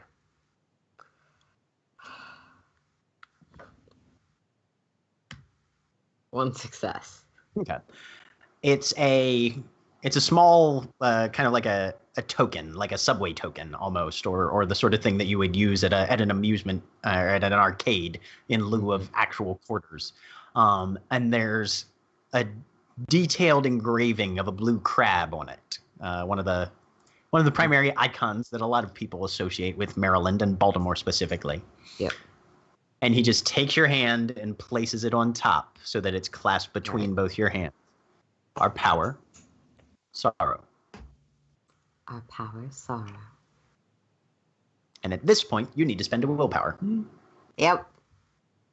I've got one left. 2 left. But yeah, I've got one spendable left. Okay. So you have now access to the Piercing Arrow Pledge, and you've become a member of the Winter Court. That should be showing up in your handout. Cool. You get 1 free merit dot of Winter Mantle, and then 1 free skill dot from the list that's in there. He smiles at you and then kind of just turns to look at your ears. Does Mira have earrings at all? No, though in her I don't know exactly what you're looking for. So in her mean form, absolutely not. In her mask, absolutely not. In her mean, there is the like sides of the gas mask that do go around her ears, but no earrings themselves. Okay. He will reach into his breast pocket, kind of like inside the tuxedo jacket, pull out two small things, and then with a very quick movement, just drive them through the gas mask, which is technically part of your physiology. So it feels like your ears pierced. And says, "This is as much of a mark as I think you'll need for now." And there's another thing that's showing up in your handouts as well under the objects folder. Oh, hey, I see that folder now. Cool. All right. And you have a pair of earrings given to you by the King of Winter. Cool. So does anybody else have anything they need to do before closing time? Phage needs to get some glamour because all she's done is actually spend it. Okay. If anybody has any harvest rolls, then we'll do those quickly now. Yeah, I was about to so- ask if I would be able to do that as I'm performing. Mm-hmm. Yeah. So start with let's try. Phage, then we'll go to Neofly and work our way down from there. All right. So Phage, what's your technique on this one? So basically, when she gets back to the bar, her goal is basically exploiting her own physiology and the power that she has from her nature. And she sort of finds someone who looks like they've been on the dance floor for most of the evening and is sort of coming to sit at the bar after what seems to be an exhausting evening, and is just kind of going to. You look like you've been having a good night. Can I get you something to eat? You look terribly hungry, and is just kind of trying to elicit that hunger response.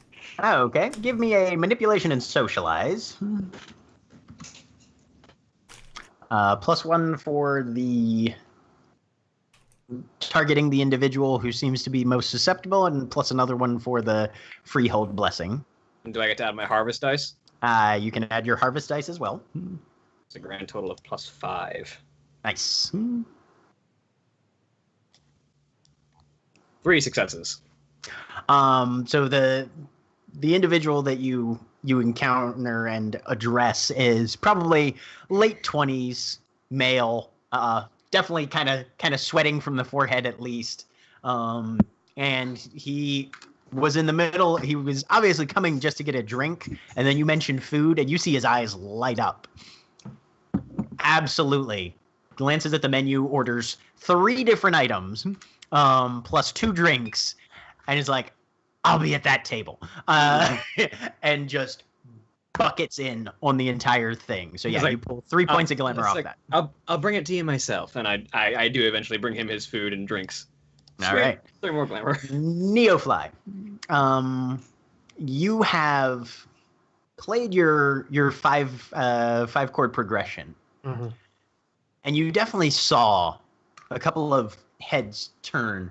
Nobody like deer in headlights suddenly zeroing in, but a number of changelings have recognized, yeah, that's Hedge and/or Arcadia music. Not to the extent where you're like, oh yeah, they were part of the Comtesse's court that she had kidnapped as well. But there's enough of the Fae in it to where they can recognize that brief hint of gentry music.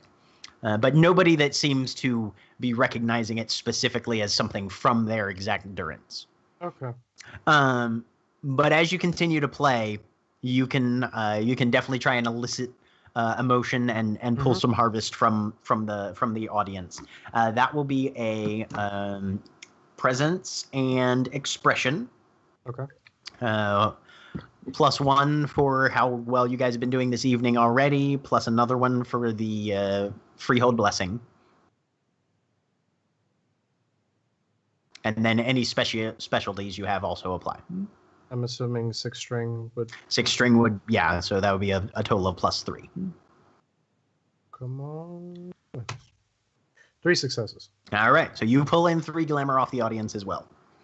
And actually, really quick, just to be sneaky about it as well, I'm just going to add in 5 more notes to see if that will elicit another kind of response from anybody. But that's going to be the last. Okay, sounds good. So as you sort of end your set for the night, that'll sort of be your finale. Mm-hmm. There a little bit, just to see what happens. All right. Anybody else doing a harvest? I'm going to go around and relieve.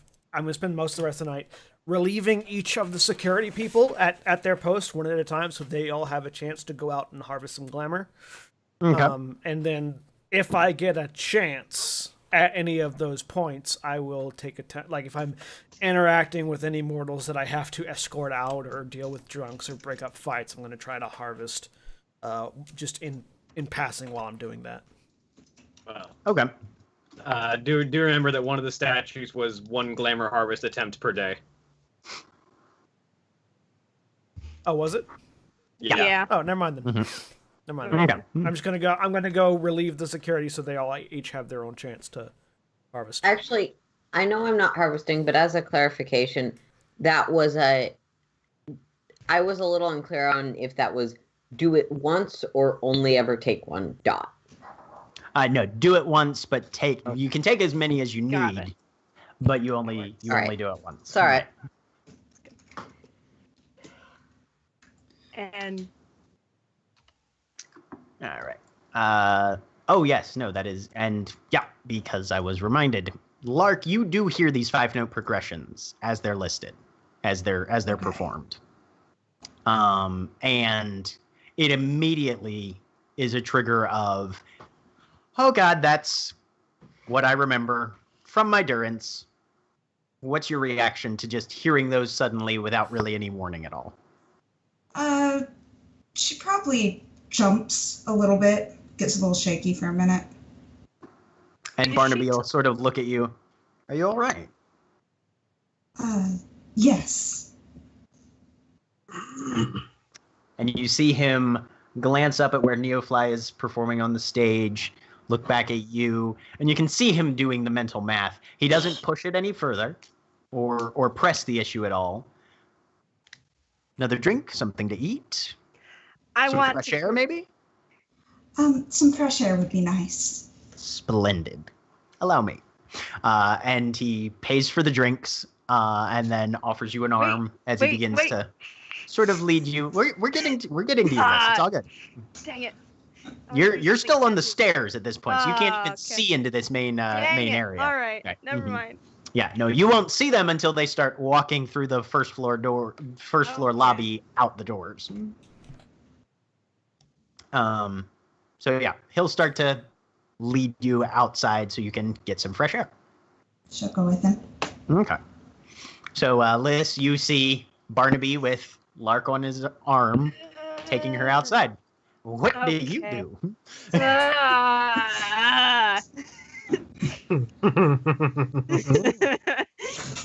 You're welcome. Oh, it's gonna harvest, but no.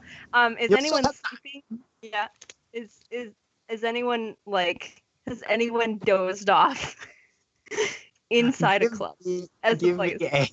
Give me a wits and investigation, since you're actually having to search for this very specific sort of thing. Liz trying to do some neuromancy. I can only do one thing. Well, one success. You find on the second floor in one of the booths, sort of overlooking the main area, a gentleman probably mid to late 50s, who's kind of got his head leaned back again a little bit, eyes very drooped, and as you kind of glance over him, he's got his hands folded in his lap, and a very fancy handbag that you would expect to be worn or carried by a much younger lady, kind of looped over his arm, like he's just sitting here making sure it doesn't go anywhere. You're pretty sure he's had a couple drinks and decided the music is soft, there's air conditioning here, I'm taking a nap. Aw, I pat him on the head, and I'm gonna try and. Oh, so you make physical contact? Okay. Yes, which I think is my catch on those. Let me grab that up real quick. Oh, trying to do an Neuromancy. Yeah. What is it? What I have 3 dots in it. Let me see. 3. Sorry. Okay. Yep, it's 3. So forging the dream. So I'm gonna get in there. Okay. Let me see what we've got here then. Catch, changeling must sit or stand beside her subject, touching her own temple and that of the dreamer. So, that's so adorable. Okay. Give me a Brain dexterity and subterfuge Okay. to see if you can Touch him without waking him up. Yep. pretty much. Botch, botch, botch, botch, botch. Be mean. Stop it! I actually want Liz to succeed. I will spend a willpower on this. Why not? Okay. Smart. Let's spend got it. those 3. Good. You can do Okay. this. So you just very lightly reach out and just barely make contact with the tip of one finger. He shifts a little bit, but he definitely doesn't wake up. All right. Because some people only roll 1 success. And other people roll 3. Okay, and you're employing Forging the Dream? Yes. Okay. Let me see. So what's I there. literally change subject streams to depict whatever I wish. All I right. don't So you know will. what's You have to already in there. spend. You have to spend a glamour and roll wits I- plus weird. Do I Or have well, to you spend use the glamour if catch, I'm so you doing don't the have to catch? spend the glamour. Yep. Sorry, just roll the Mhm. wits and weird. My bad. Okay. We literally just covered that. Yes. That's what the touching was for. Yep. That's why we. And try to see if there's any. Yep. Yeah, that's what you'll be rolling. All right. So +1 for weird, +1 for the club. Hollow. No, Yes. not Mhm. hollow. And I think I have harvest dream. Yes, if Does you that got apply? harvest dice that apply, Okay. then yes, you can add Sweet. those in as well. So another one, as I've lost the box that allows me to edit it. There it is. 2 successes. All right. This is going to be interesting. So, Forging the Dream, basically, you become the film director of what's happening already in the REM cycle. Mm-hmm.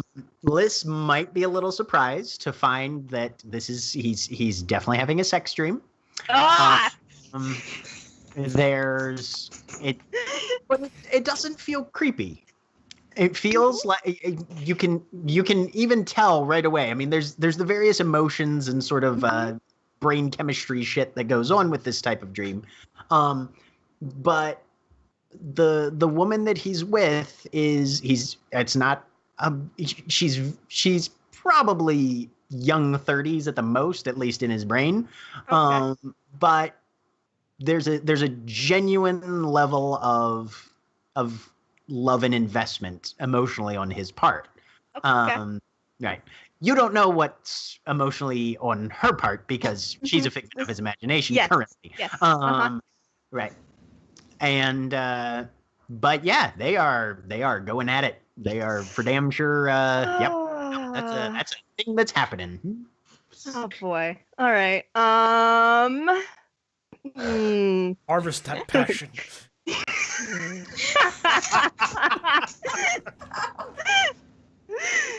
Okay. Put on inappropriate music and confuse it.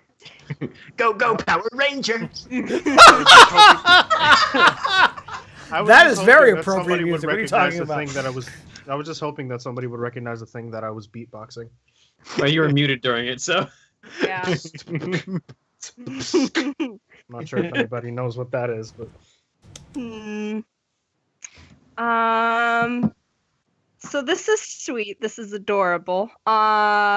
So yeah, things are going there's going to be a sunset. There's definitely going to be like I have seen romance novel covers. It's going to be that pretty Okay. much. And then sort of final end. Cuz this is I was having a good time. There was a rave and it was great. And then he showed up and Mira's doing something walked up the stairs. So it's gonna end like unsatisfying. Okay. So you project the background, and you've got the atmosphere going, and you throw in a little mood sax, and that sort of thing. Yep. And then things of just fuchsia. take a turn, because sometimes these sort of interactions they just don't work out for whatever reason. Just one in things 10 don't men click. suffer from. Something happens, it's like, oh well, yeah. And yeah, there's a level of discontent that you're able to draw to glamour out of. Well All done. right. Well done indeed. And then you can sort of feel your grip on the dream slipping just a little bit, and you're like, oh shit, I think this guy's gonna wake up here in a minute. Yep, let's go. I'm So gonna try. Yep. You bail out, pull back, shift off down the aisle, and you hear kind of the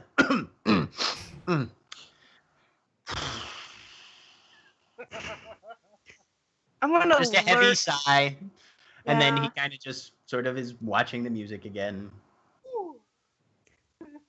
I'm just gonna lurk up there, I think, for a while. I want to see if she comes in. I'm just really curious. I'm nosy and curious now, so I'm just Okay. gonna All look right. up there. All right. Anybody else doing a harvest before the end of the night? Adele, go. What do you have in mind? You may be muted. Yep.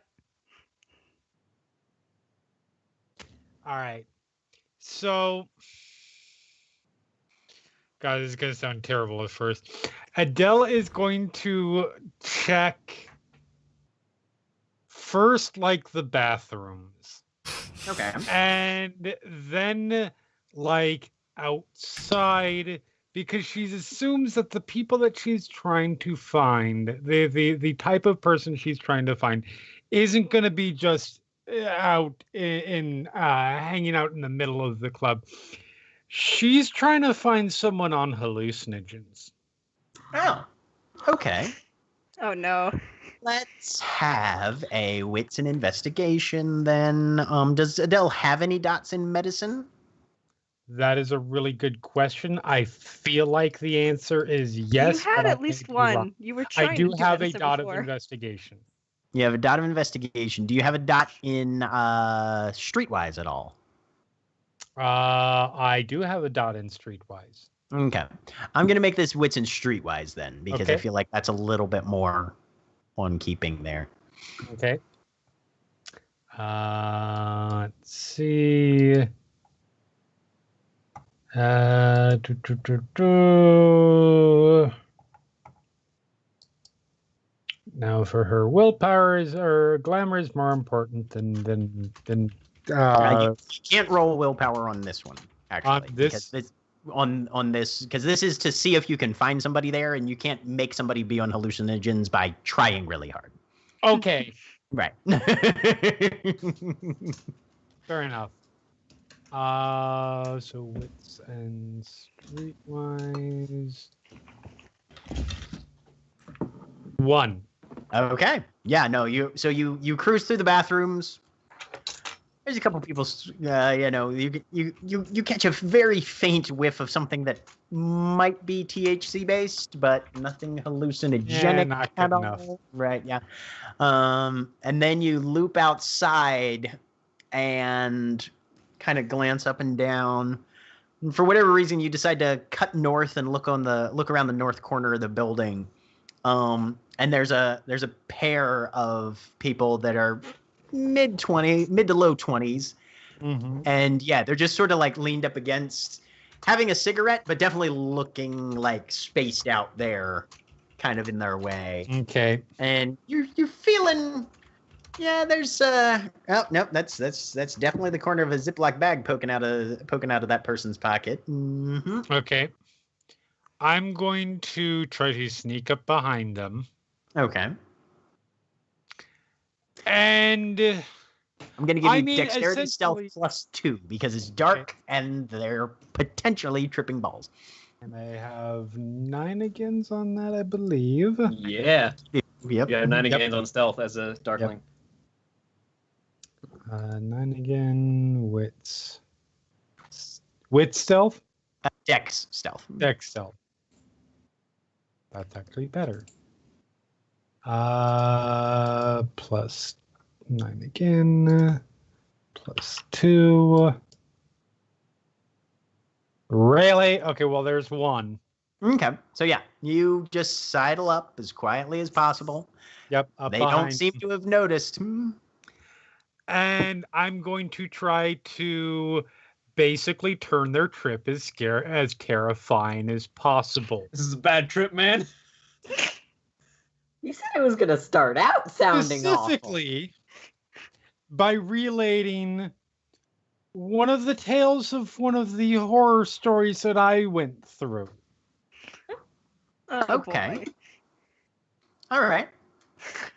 So you just suddenly start talking to them, or you're what? So what is there? My hope is to sort of come up like, so they're up against like a. They're kind of leaning back against it's sort of the you know how you'll have like a power box on the outside of a wall, and they'll have like the 2 concrete pilings on either side. Mm-hmm. Yeah, they're kind of just leaning up against that. Okay. So the idea was to sort of come up behind them without really making my presence known, and then just sort of quietly start whispering to them what's going on. Okay. I am narrating their trip for them. Okay. No. And Are turning you it into incorporating a this contract? possible trip. No. Okay. Give me a manipulation and expression then. Excellent. As the creepy ghost whispers from your hiding place begin.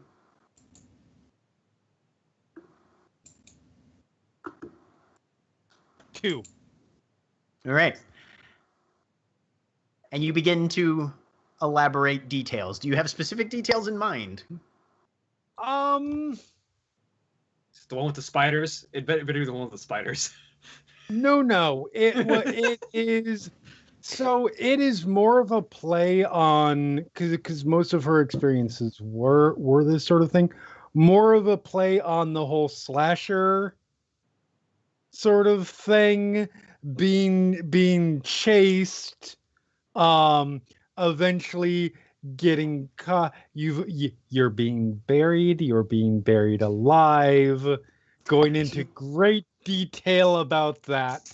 So you begin your narrative about this is a very significant alley. Many things have happened in this alley. Specifically things to the unwary, to the unsuspecting. And you begin to talk about the pursuit and the terror and the ring and the rasp of a razor and the attack and the capture and the sharp pain and the growing pressure and the mounting horror, and you just go into great detail. You get about probably a minute and a half into it, and one of them just up and bolts. That's fine. And the other one is just sort of sitting there shivering to Even themselves. better. Right. Perfect. And you wend this narrative of great despair, horror, and helplessness into this unsuspecting hallucinogenic suffering individual. Yeah, and you pull 2 glamour off of the just abject terror as one of them does a runner and the other one kind of goes a little catatonic. I don't hear a car slamming its brakes and soon after the running, do I? No. Okay. Yeah. Cool. Okay. I leave in there a quivering mess as I return home. Sounds good. Or return back to the club. Okay. Anybody else on a harvest then? I think everyone. Everybody's gone? Yeah.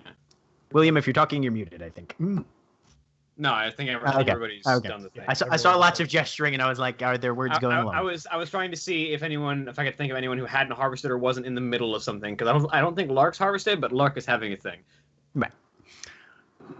So, Lark, yeah, you are guided outside by Barnaby, and he sort of just pulls you off to the side a little bit. Well, fresh air is to be had then. Did you need to stretch your legs, or are we good here? We're good here. I just need a minute. Fantastic. Well, if there's anything I can do to help, or you need me to, just ask. Thank you. And he's looking at you in this very sort of, not exactly concerned, but sort of empathetic, watchful kind of way of let's make sure things are all right. Let's make sure things are stable at least. So Liz, you saw them go outside. Yep, but I got distracted. You got distracted though. Yep. All right. But if Lark stabilizes after a little while and seems fairly calm, he'll escort you back inside, make sure that you're securely deposited, say he's had a lovely time this evening, would love to do this again next time he comes out. But unfortunately, he has some commitments that he has to handle, and he will be taking his leave and be on his way. As he leaves, Lark is going to give him her number. Okay. He will be slightly surprised, but very pleased, and smile and nod and say, I'll contact you shortly. Thank you. Okay. So with harvest complete and a resounding success for the evening, the curtain comes down. Lark, you hear those 5 notes again. Boom, boom, boom, boom, boom. The last note is specifically played with such an intensity that it makes it so that it's obvious that it's the final note of the scheduled programming. Okay. So I want a presence and expression from Raphael, a resolve and composure from Lark. And does my specialization apply on this? Yes. And you said it was presence and expression, correct? Presence and expression, yep. 0. Okay. 2 successes. All right. So yeah, Lark, that last note just rings through your psyche. Hard, sharp, painful. And then there's a round of applause. Neo, as you're looking out, you notice that it's a very mixed reaction amongst the changelings. Some of them recognize it and seem to be taking it as a statement of identity. And they're sort of good on you for that, you know. Others seem borderline triggered almost in a slight amount that it's definitely impactful, but kind of in a here are a whole bunch of unpleasant memories sort of impactful. Yeah. Is there any way I can make a roll to see if I can find anybody that's specifically impacted in such a way that I would recognize that it would be one of my own? Give me a wit and composure. +1, since you're looking for things that you would recognize having seen them.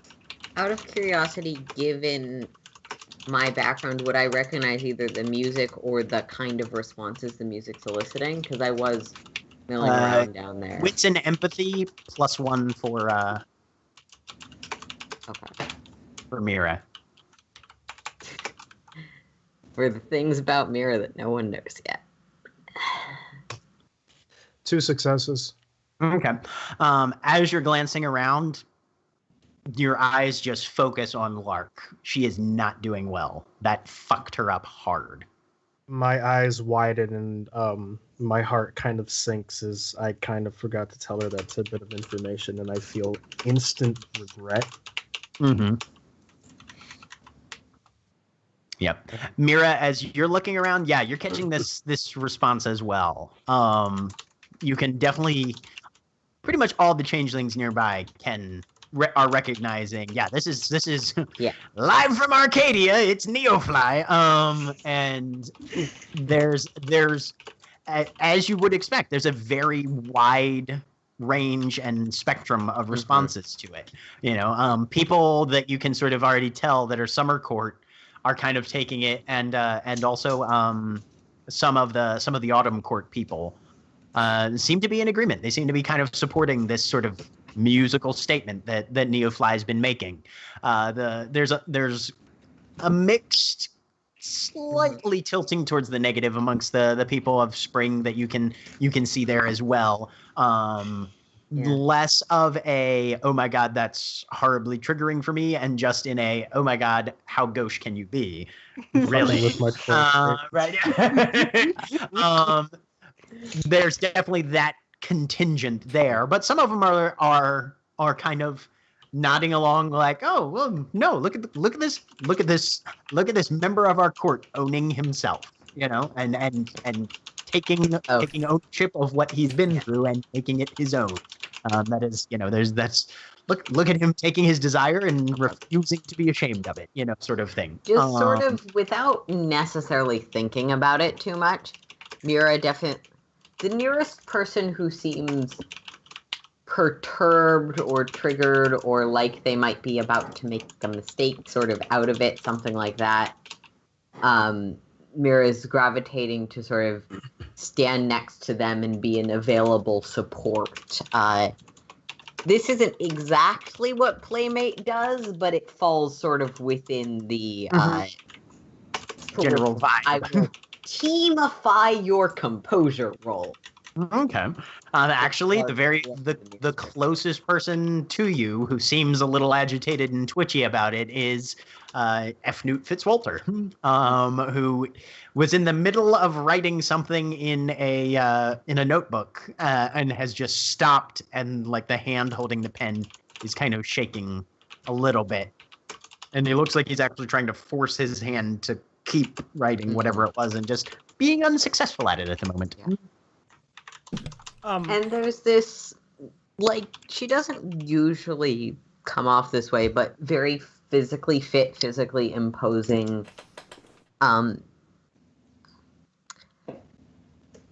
aesthetic woman standing there sort of offering support. Mm-hmm. Yep.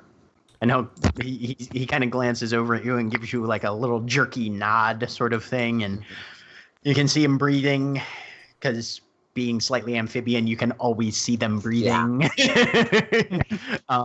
And eventually finishes writing whatever he was and sort of exhales with a flare of his nostrils and closes his book and puts it back in his belt pouch and kind of just rolls his pen between his fingers as the evening starts to close down and people begin to leave. And having sort of done that, she will look up and try and lock eyes with Neo as he heads off the stage. Okay. Wits and composure from Neofly, presence and presence, and I'll say socialize from. Fair enough. Would I have been making my rounds relieving the security guards? Where would I be right now, and would I have heard the music? You would be on second floor. You would have heard the music. You're sort of wrapping around, coming out of the sort of individual little VIP back rooms that are in that back hall on the second floor mezzanine. Okay. I might be near you. Yeah. Patrolling around the second floor. I don't know if I see Liz or not. I'm not really. Damn. Yeah. I'm paying attention to the crowd right now. So 0. 2 successes. So yeah, Mira, you try and put yourself in a in a place to catch his eye, but there's a couple people wandering back and forth. You do manage, however, to catch his eye as he sort of scans the crowd, kind of idly sort of trying to see the after effects of his performance. The mortals are responding very favorably. There's a lot of applause. There's a lot of cheers and whistles and that sort of thing.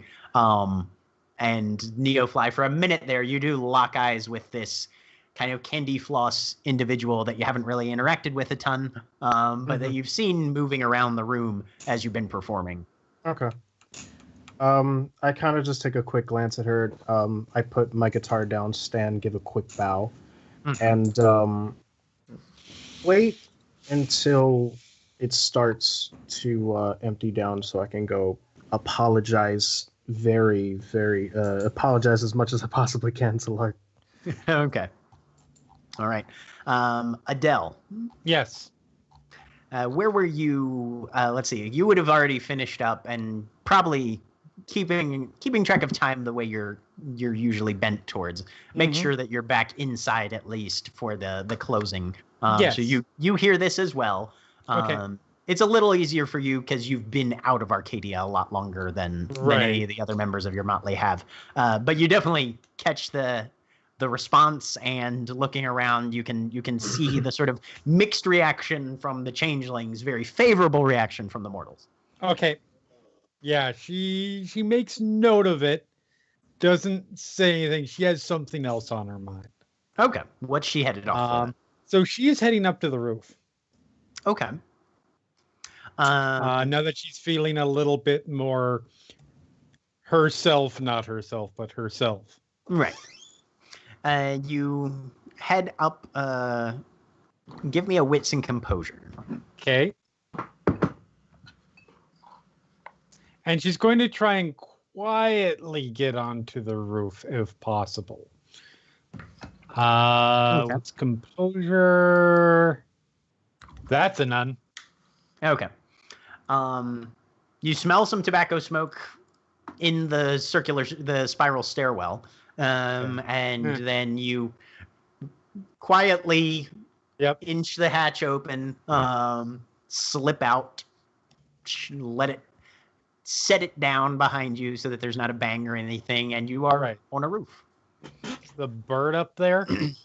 There is a large sleeping raven up there. Yes. I'm going to try to walk up to it so as not to wake it up. Dexterity before and I'm stealth. there. Dexterity and stealth. It's willpower. All right. Adele is going to mistreat this poor raven. Bad omens. 9 again. Adele was in a couple of Fae reproductions of the birds, so Adele has particular 3 feelings about ravens. successes. Okay.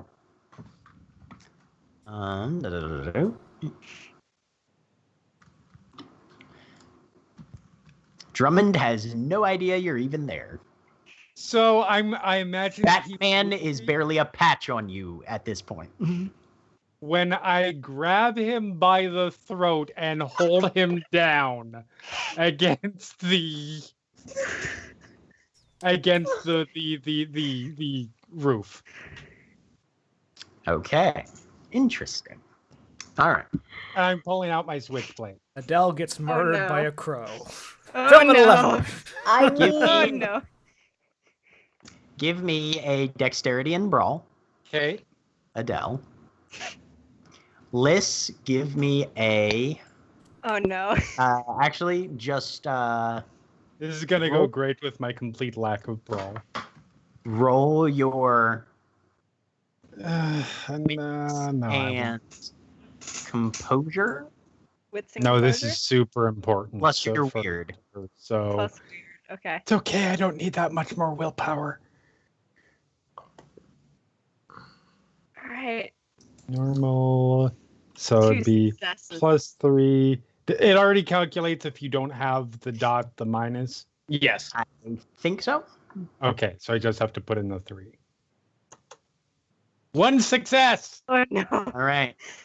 So you reach it. So you just dart a hand out and slam it into this sleeping raven, pinning it down against the surface of the roof. Yes. And Liz, you feel something in your weird fracture Oh no. because you made a promise to this bird Yeah. that has just been broken.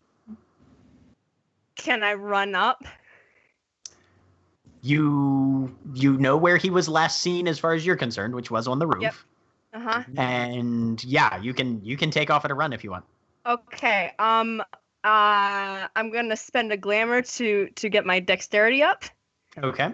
And it'll be 'Cause, like, dexterity and I- athletics. Yep. I'm sorry to interject, but I did No, it's fine. mention that Mira was hoping to talk to Liz, so I don't know if she would incidentally notice this or not. If you're, let's see, Liz, you were on the first floor. Liz was on the second floor. Yeah. Okay. Mm-hmm. Probably didn't really have much So- eye line, and Liz is going. Never probably mind. Not down. So, Do yeah. I do I notice get 9 Liz again. taking off? 9 again. I'm not being subtle. I'm running. You probably do. Yeah. I just start Yeah. running after this Liz is- because if someone's okay. running, if Liz is running somewhere, I knew I should something have might locked- be Athletics. breaking somewhere else. I knew I should have barred that door. Okay. No, because then Neo's going to bust down the door, and then you're gonna have to replace the door. Yeah, that's money. So I get 9 So- again. Yeah. See. 2 successes. You are hauling ass. So, Yeah. I just do Yes. the. I see Liz running. I start running.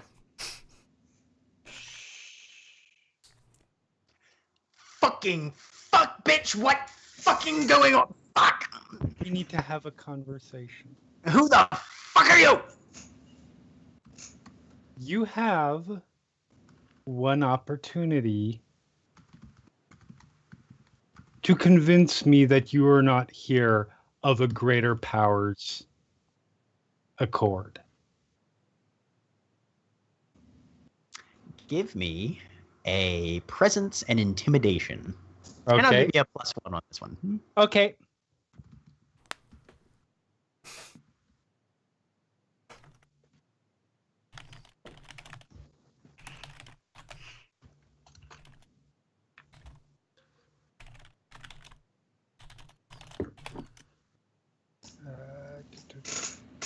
One thing here. And I'll need dexterity and athletics rolls again from Liz and Nero. All right. Okay.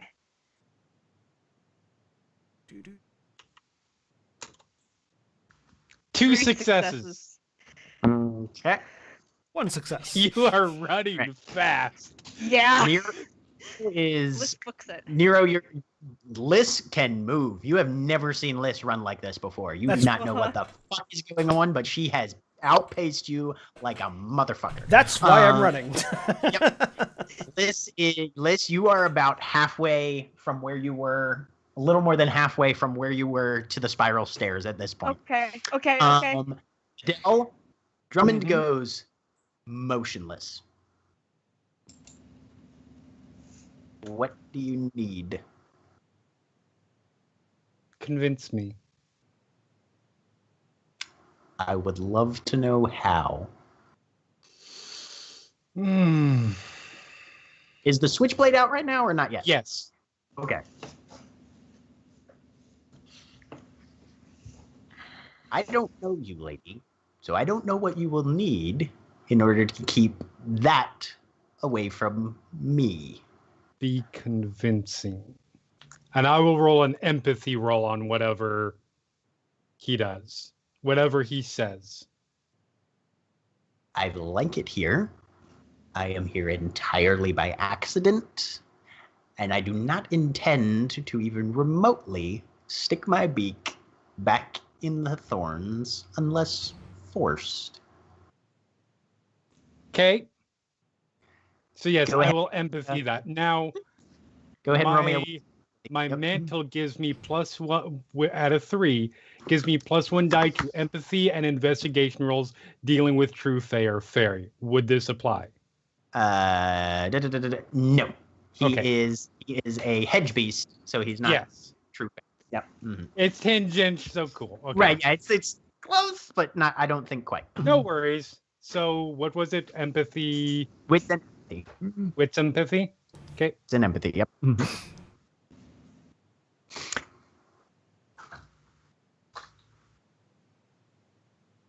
There's 3 successes.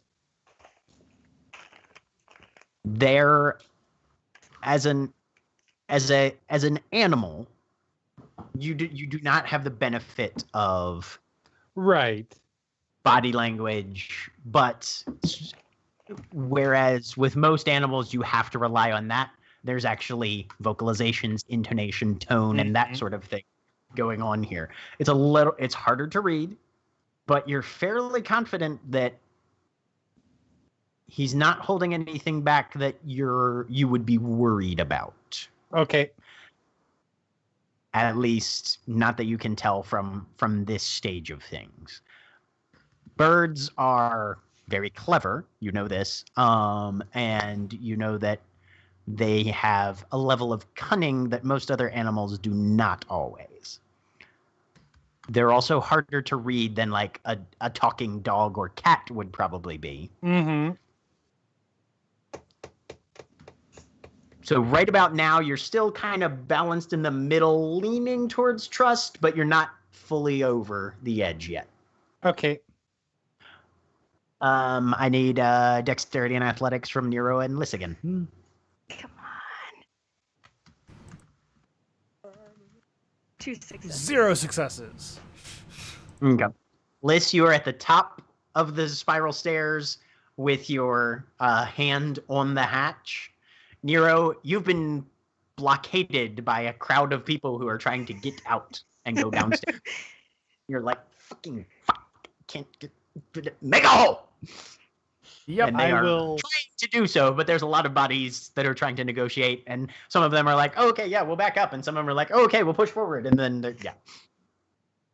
Just wait for one of the ogres to start moving people aside. Everybody move! I will click the blade shut, let go. Immediately beats his wings, and you're surprised at how much of a spread he has. I mean, you knew he was slightly bigger than a regular raven, but this is a good 4.5 wingspan, probably at least, if not maybe 5. And immediately hits the air, takes off, and is perched on a rooftop opposite you. Okay. And you can catch the glint of an eye as he cocks his head. He's watching you very closely right now. I will be watching you to make sure. You're a fucking bitch. I mean, I've seen Paranoid before, but goddamn woman. Thank you. And she's turning to go leave. Right about now, the hatch bangs open and Lys What did you do? Oh, hello. No! What did you do? I I'm needed to looking have around a for the bird. conversation with our new friend. Drummond is nowhere to be seen, Lys.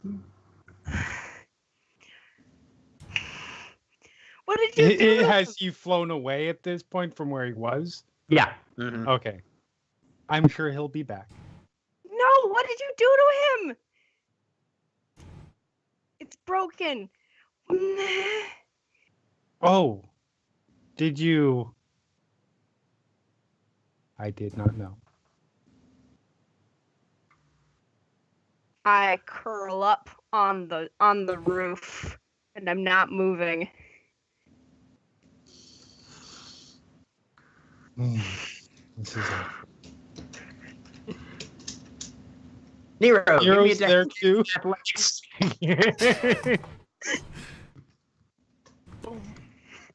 One success. You managed to negotiate your way through, and within the next couple minutes, you'll be able to make it to the roof. Okay.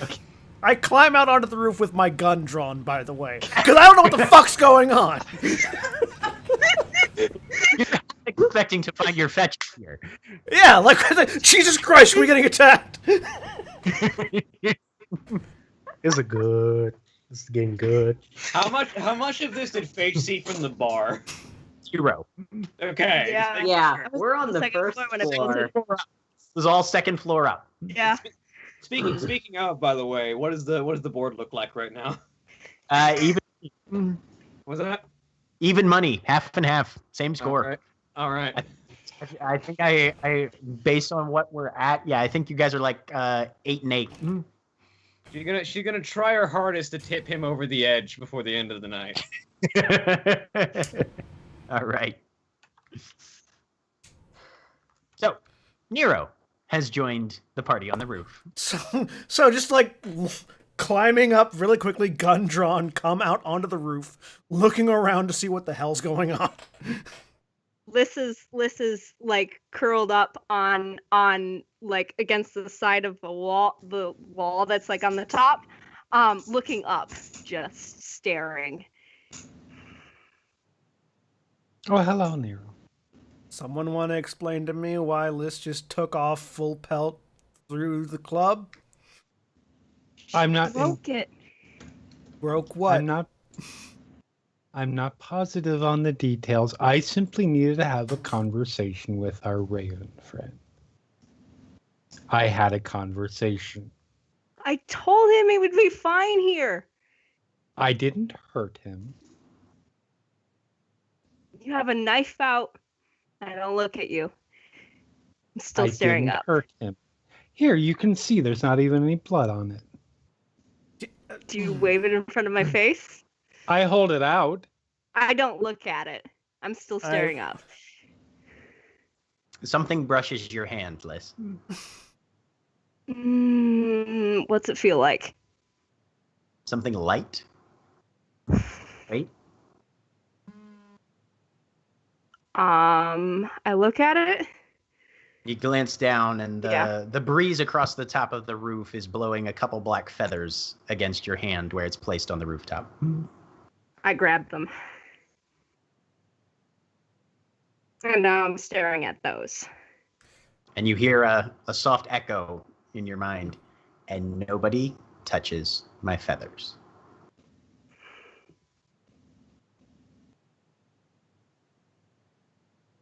I sort of like curl them in. All right, well, this has been a fun evening. I almost got shot, by the way. I had just announced to both of them. So this bomb gets dropped. Yeah. I'm sorry, what? I snap and look, yeah. Yeah. What? So if you want to be clear as to what you mean by had a talk with the bird that now has Liz curled up on the ground, I will extrapolate that. Okay, well, I mean, we really must talk about you nearly getting shot. But before we get into that, if you really must know, my trust of non creatures from the hedge, as you might imagine, is not prodigious. I can understand that. Especially considering what we know about apparently, potentially somebody working both sides. Yes. And so I needed to have a conversation with the bird. And I asked it to convince me that it was not working for, as I put it, a higher power. Okay. I asked it. I looked. I checked. He was fine. I wasn't here. I didn't know that. You didn't tell me. I'm sorry. Okay, I get your reasoning. I understand. We're on the same wavelength here. Could you check in with the people that already talked to the thing next time? Fuck. Okay. We need to talk about me almost getting shot anyways, but I was going to gather everybody together before we did that because it's something that involves sort of all of us, so. It's fine, we'll wait. I pull out my phone and I just start texting people saying, Motley meeting rooftop. Motley meeting rooftop. I almost got shot. Just so that they have a reason to come. Hurry up. Makes sense. So everybody gets this. Perhaps you might want to word it a little bit differently for next time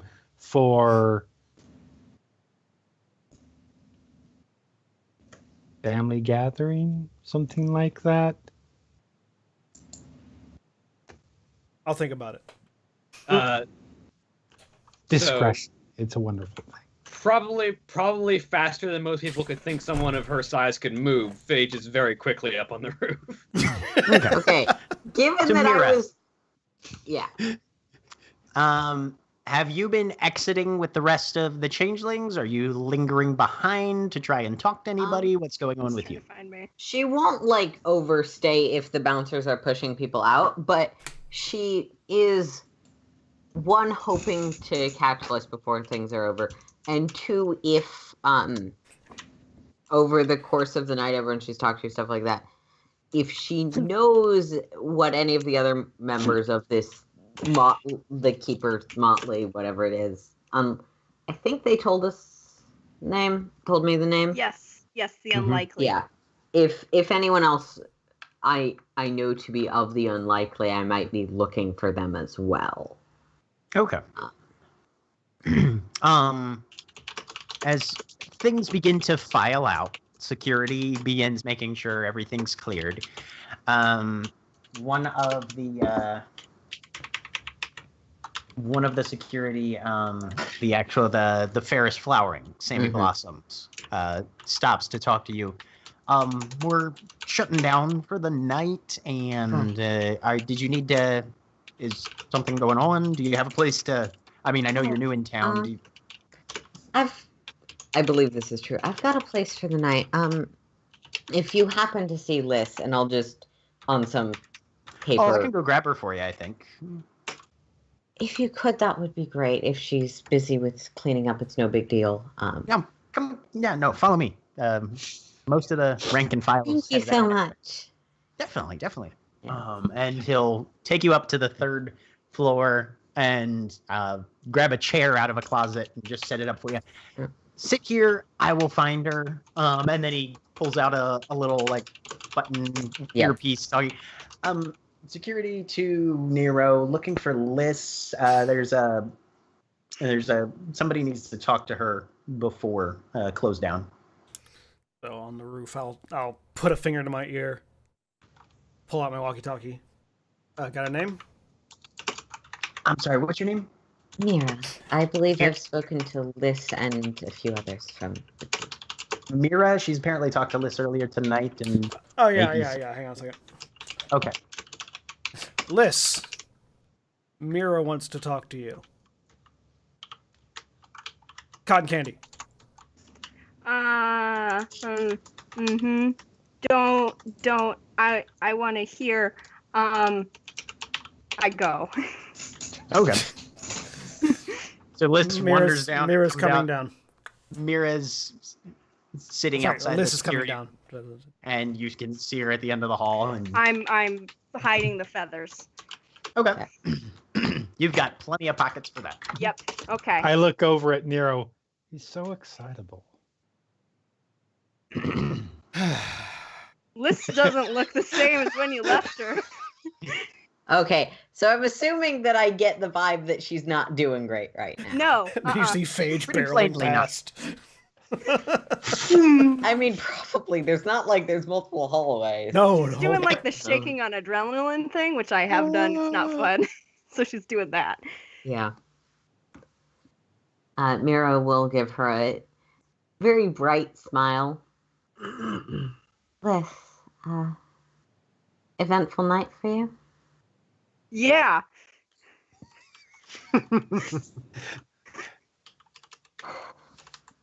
I'm sorry if this is a bad time, but I did want to apologize. I didn't mean to overstep or try and take a place that is yours or hurt your feelings. I genuinely appreciate that you offered that I could be part of your motley, and whether or not that offer is still open, I want you to know that I would love to be your friend. And I really appreciate that the offer was made, even if I understand it wasn't entirely based on my merits. Aww.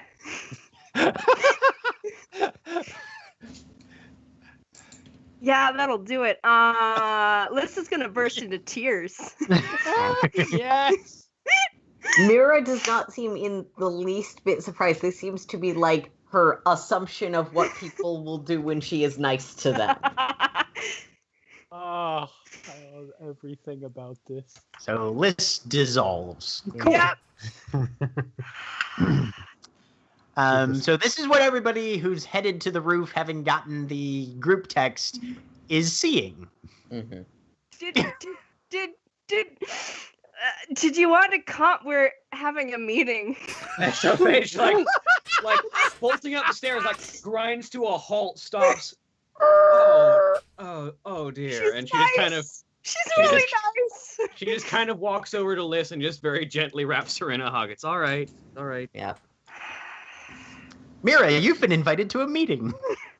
Oh my god. Yeah, but I actually have interacted with this motley enough to know that Liz doesn't always make the decisions. So I will Not take you long to figure that out. very briefly, prioritizing comforting Liz, introduce myself to Phage. Mira, I spoke to some of, I believe, your motley members earlier tonight. All right. It's good to see you, Mira. Let's see what Nero has to say, and then Someone shot him. yeah, Tried to shoot him? I don't know. I gathered as much. Come on. Let's get some fresh air for a minute and figure out what Nero needs to say, and we'll get a drink and some food and calm down. You look real shaken up. I sort of look to Liz. Are you okay? You know? I don't think it was all broken. It's not all broken. All right. If you have any need of me in the future, and I'll give her like my cell number, and probably the address where I was currently staying, which I was planning to pass through the security people. All right. I do not give you my number back because I don't think Liz would think Yeah, that. that's fine. I will actually have it written down and be sure you have it because you're not in the place to retain information right now.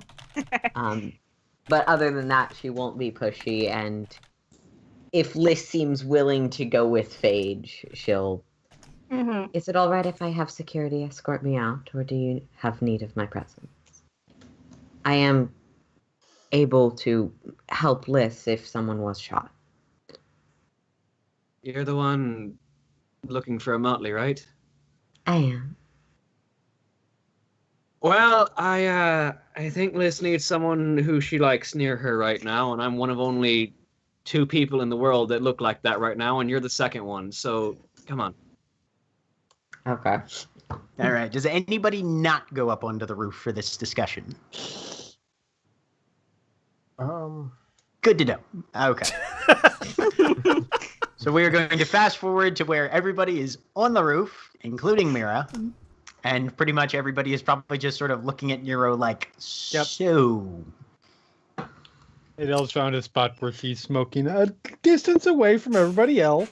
Yeah, I'm standing in like a chain smoker's pile right now, basically. Right. I've probably pulled 3 or 4 cigarettes off Adele. Yeah, I probably pulled the cigarette out at this point as well and started smoking. Okay. Yep. And then the non-smokers are over in a corner.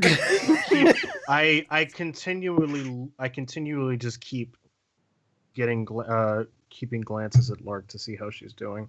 Actually, you probably would have run into Lark headed up the stairs. So if you want to cover that real quick. Actually, I did want to cover that. So basically, before we head up, I wanted to pull her to the side, with complete dread, sadness, and regret in my eyes. I just wanted to look at her and be like, Clark, are you okay? What the hell was that?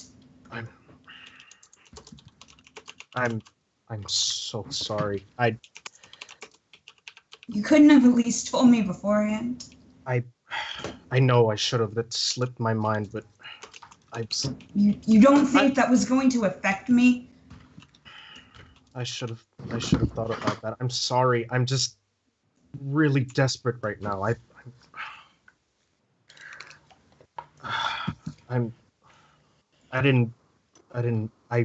honestly did not mean for that to happen. I'm so sorry. She's just going to storm off at that point. Okay. She's pissed off at you. I take Yeah. a deep sigh and just slowly walk my way up there. Okay. And Mira has been offering strangers candy. Yes, I will take that. Paige basically will Probably not say no to any food prioritizing offered. lists because. Actually, here's a question: does holistic awareness help me? You provide holistic candy to help the traumatized person. Conceptually, as a sort of like holistic psychology grounding effect, maybe to an extent. I mean, it's not going to make her necessarily, it's not, you're not going to magically produce the brain chemistry needed in order to calm somebody down, but there's you can do a little comfort food therapy. Hey, a Death Eater happened. Want some chocolate? Right. Yeah, no, exactly. Or wait, that's Dementors. I'm Right. a bad Harry Potter fan. It's okay. We knew what you meant. Yeah, They're but very similar. to anyone who wants it, but sort of, she's clearly there for lists to some extent at the moment. Okay. Give me a presence and empathy roll then for Mira. There's just this comfort corner of Mira and Phage around Liz right now. Yeah. And She will possibly introduce the two herself smokers to, playing knife toss. Lark and Neo because Way to they haven't be. met her yet, but Okay. No, yeah. not playing knife toss, preferring instead just to smoke. Okay, that's fine. yeah. The offer was She's- made. I'm assuming knife toss is, you seem a little tense. Would you like to throw a knife at me a couple times? No, it's you find a particular spot in like the Mumbly brick, peg. and yeah, it's target Right. throwing. Okay. All right. It Two starts with the successes. switchblade. Okay. I should mention that, like, she seems completely like this is normal everyday life. Someone has broken down crying, and I am there offering comfort. Liz, roll me conversations resolve and happen around composure me. +2. Okay. Do-do-do. Which might be concerning to the others in the audience, but Yeah. Cancel. It's just a normal roll. Come on, cheat. Don't be slow. There we go.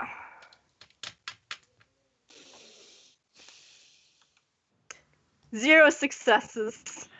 You're starting to Wow. stabilize, All but those you're not rolls, man. remotely in control yet. Yep. I'm shredding Nero. the rappers. Everybody's here. Plus So- one person you weren't expecting. Yeah, so I was like, pull a cigarette out. Well, everyone, you've all met Mira now. I say, indicating to Mira, as with the indication of, I was going to talk about Mira, but not now, because Mira's here. So yeah. She'll probably pick up on that, but the priority right now is yeah. having other things. Anyways, So what is this about you getting shot at? almost getting shot, not getting shot. Clarify, I say, indicating the text that I said that said I almost got shot. Good. I said Gotcha. shot at, not shot. So, earlier tonight, as I was escorting someone to their car, I pulled myself into an alley and put a gun to my head.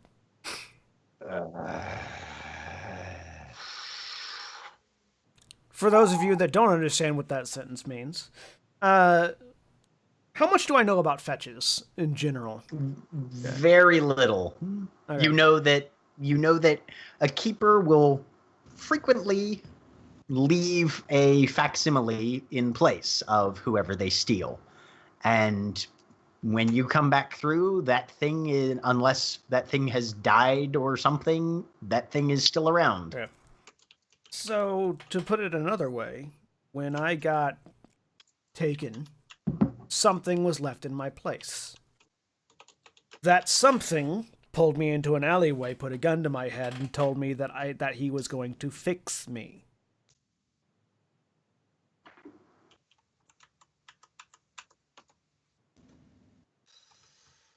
And so you slew it, correct? No, because it is also a police officer with the Baltimore PD. Can't That's just more kill a reason. cop on the street. Why did it want to fix you? Don't they? It was, and I assume I know a fair bit amount of about fetches with my occult knowledge. Just Given your background wait. yeah. Go ahead. Anybody who wants to can roll me intelligence and occult. Okay. Cool. I can do that. Any Just curious chance how I much I get know. anything to this roll for That would be a chance die for me, so I'm not. my? Probably not. No, nobody has any One. bonuses to this I'm rattled. specifically, unless you've got an occult specialty in fetches. I've got a 1 success on my 2 dice. 0 successes on my chance roll. 0. 1. 1 success. Okay. Those with 0 successes, you know what fetches are. They're the replacements that are left behind so as to not arouse suspicion or concern, or at least allay as much of it as possible by keepers, by the gentry, by the true fae when they kidnap a mortal and drag them to Arcadia through the hedge. Those of you who got 1 success, you guys are also aware that fetches are weird. They definitely have that sort of fae magic connection. Not to the same extent and not in the same way that a changeling does. They've got their own sort of weirdness to them, but they definitely are supernatural beings with more than the normal amount of powers. Adele, Yep. with an exceptional success. Oh, I didn't see that. Yeah, I got 5 successes. Wonderful. Jesus. You know that changeling contracts do not work on fetches. They are your opposite, your foil, they are the other end of the spectrum. They are your equal and opposite reaction. So they can nullify or just not be affected by a large number of changeling powers. They have the capacity to see through the mask. They have an extrasensory perception. If a changeling gets within a certain distance of them, they will automatically know it, even if they're asleep or unconscious. They are all but impossible to surprise, and they know everything that you know. They are you from a standpoint of life experience and memories. And in fact, probably know more about you than you know, because your guys' memories are fucked up from getting dragged through the hedge twice and spending lots of time in Arcadia. They have your implanted memories. Now, they don't necessarily know what you've experienced since coming back. You also know that as soon as you break out of the hedge and come back to the real, they immediately are aware of it. And are a legitimate, serious threat. And are a legitimate, Yes. very serious threat. So yes. I indicate to the fire that is still flowing around my shoulders. I'm currently on fire. This isn't a show. I will take a cigarette and light it off because I activated my armor of the elements. Right. I will take a cigarette and light it off the fire. He touched me without getting burnt. Yes, he can do that. He is also now a police officer who is very specifically aware of your presence and a unique threat to you. So you killed him, correct? No, I'm lucky he didn't kill me. What happened? He was freaking out and drunk. He told me, he was talking about how apparently I broke something and he was going to fix it by making sure I go away, or telling me to go away. Oh, well, that puts me at ease. So the fact that he can reach through my fire and just grab me and put a gun to my head, means that I have limited options when it comes to dealing with that. Start carrying Would weapons. we I do. be able to do something to him? I don't know. But I figured it'd be an important thing to let my motley know that I'm apparently set out to kill myself. Mm-hmm. That is very important.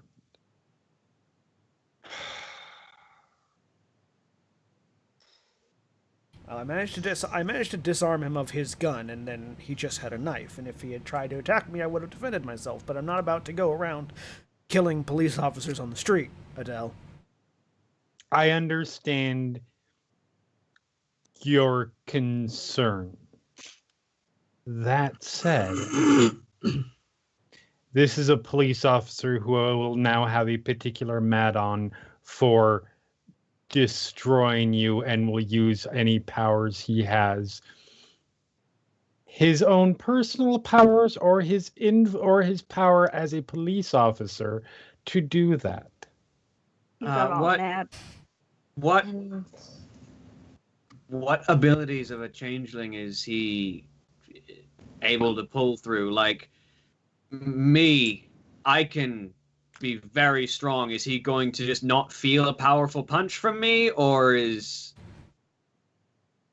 I don't know.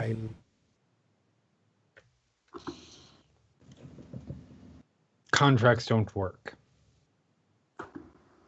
like mechanically, is it my ability to augment my strength won't hurt him? Because contract that affects me. I could punch him. Like then again, so does fire armor. Yeah. I knocked his gun out of his hand.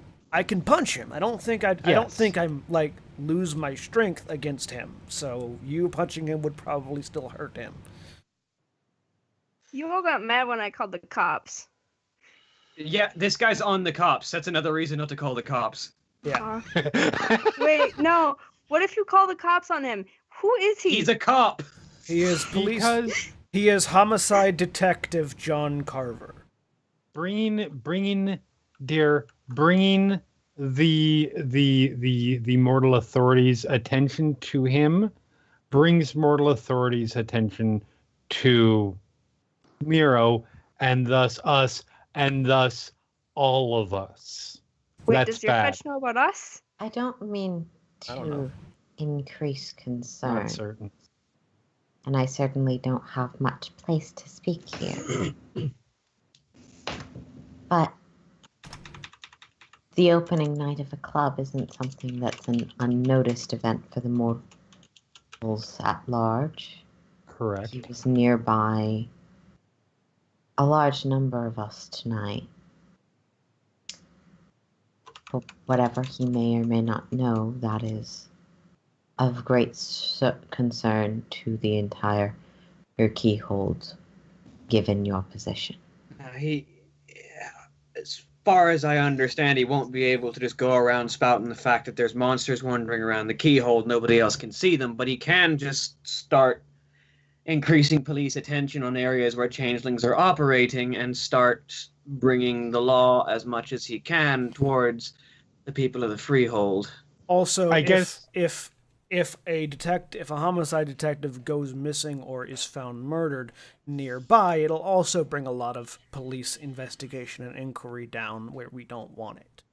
That's why we make sure it can be pinned on us. But I'm going to ask a question that may be difficult to. How good of a police officer were you? It was the reason the Fae took me. Because I was that good.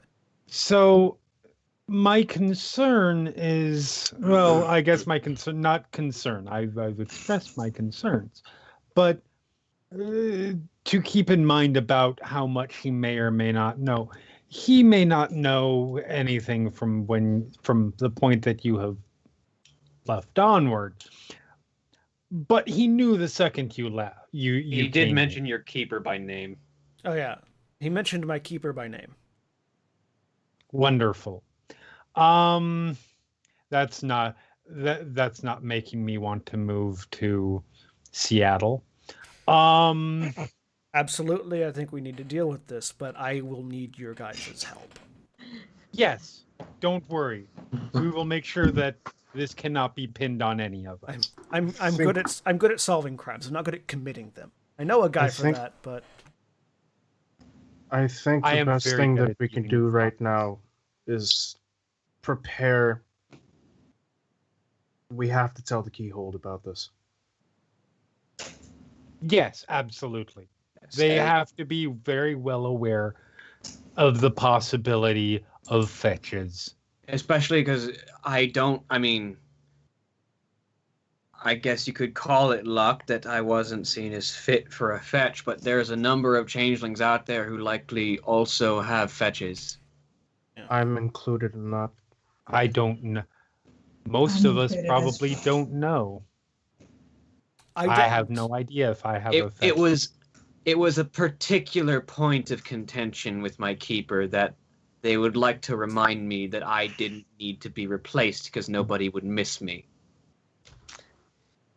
But yes, there will be many. They have to be aware of this possibility. When making contact, yes, we absolutely do need to inform them. On that note, regarding the court, Gilly did mention to me, or reminded me of the fact that I know we have been very busy with what we've had leading up to all of this, but we do have our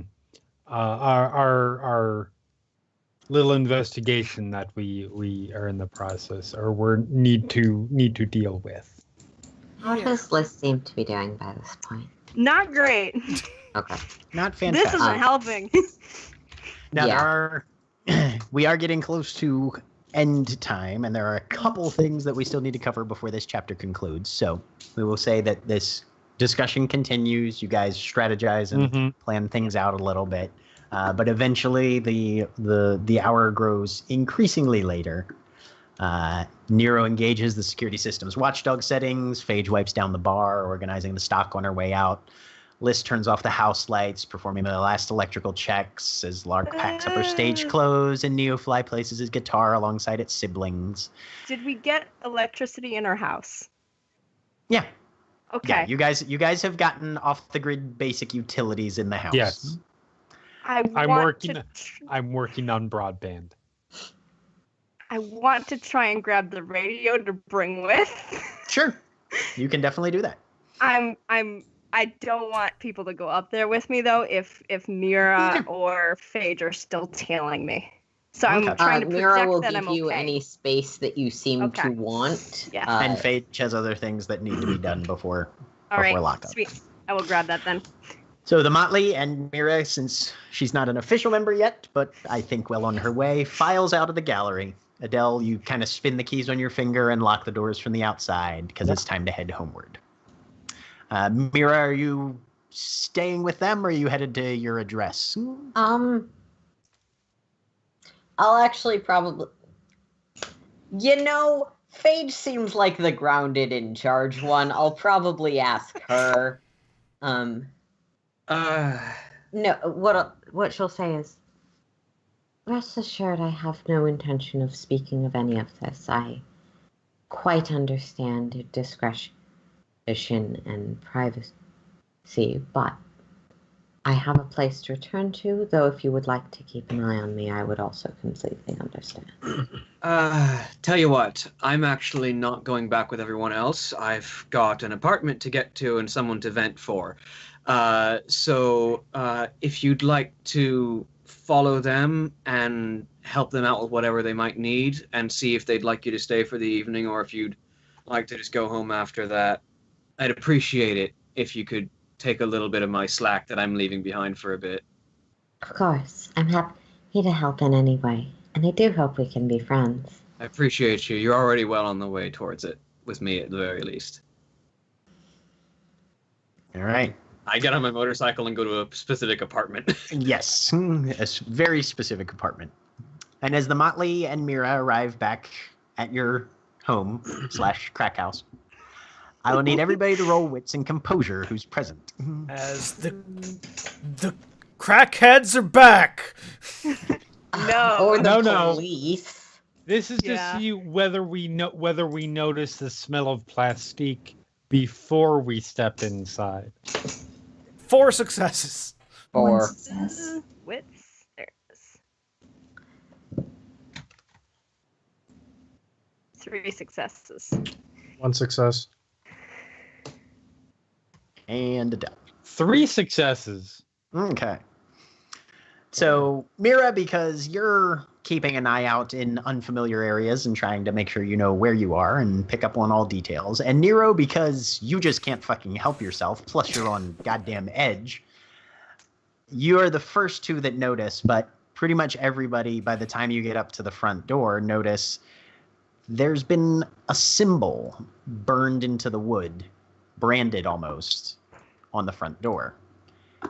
That is now showing up in your journal tab. Oh. It's a key snapped in the middle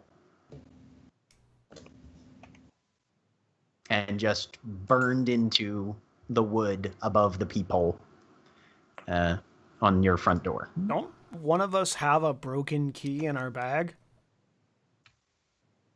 I think Nero does. I pull out the broken key that's in my bag.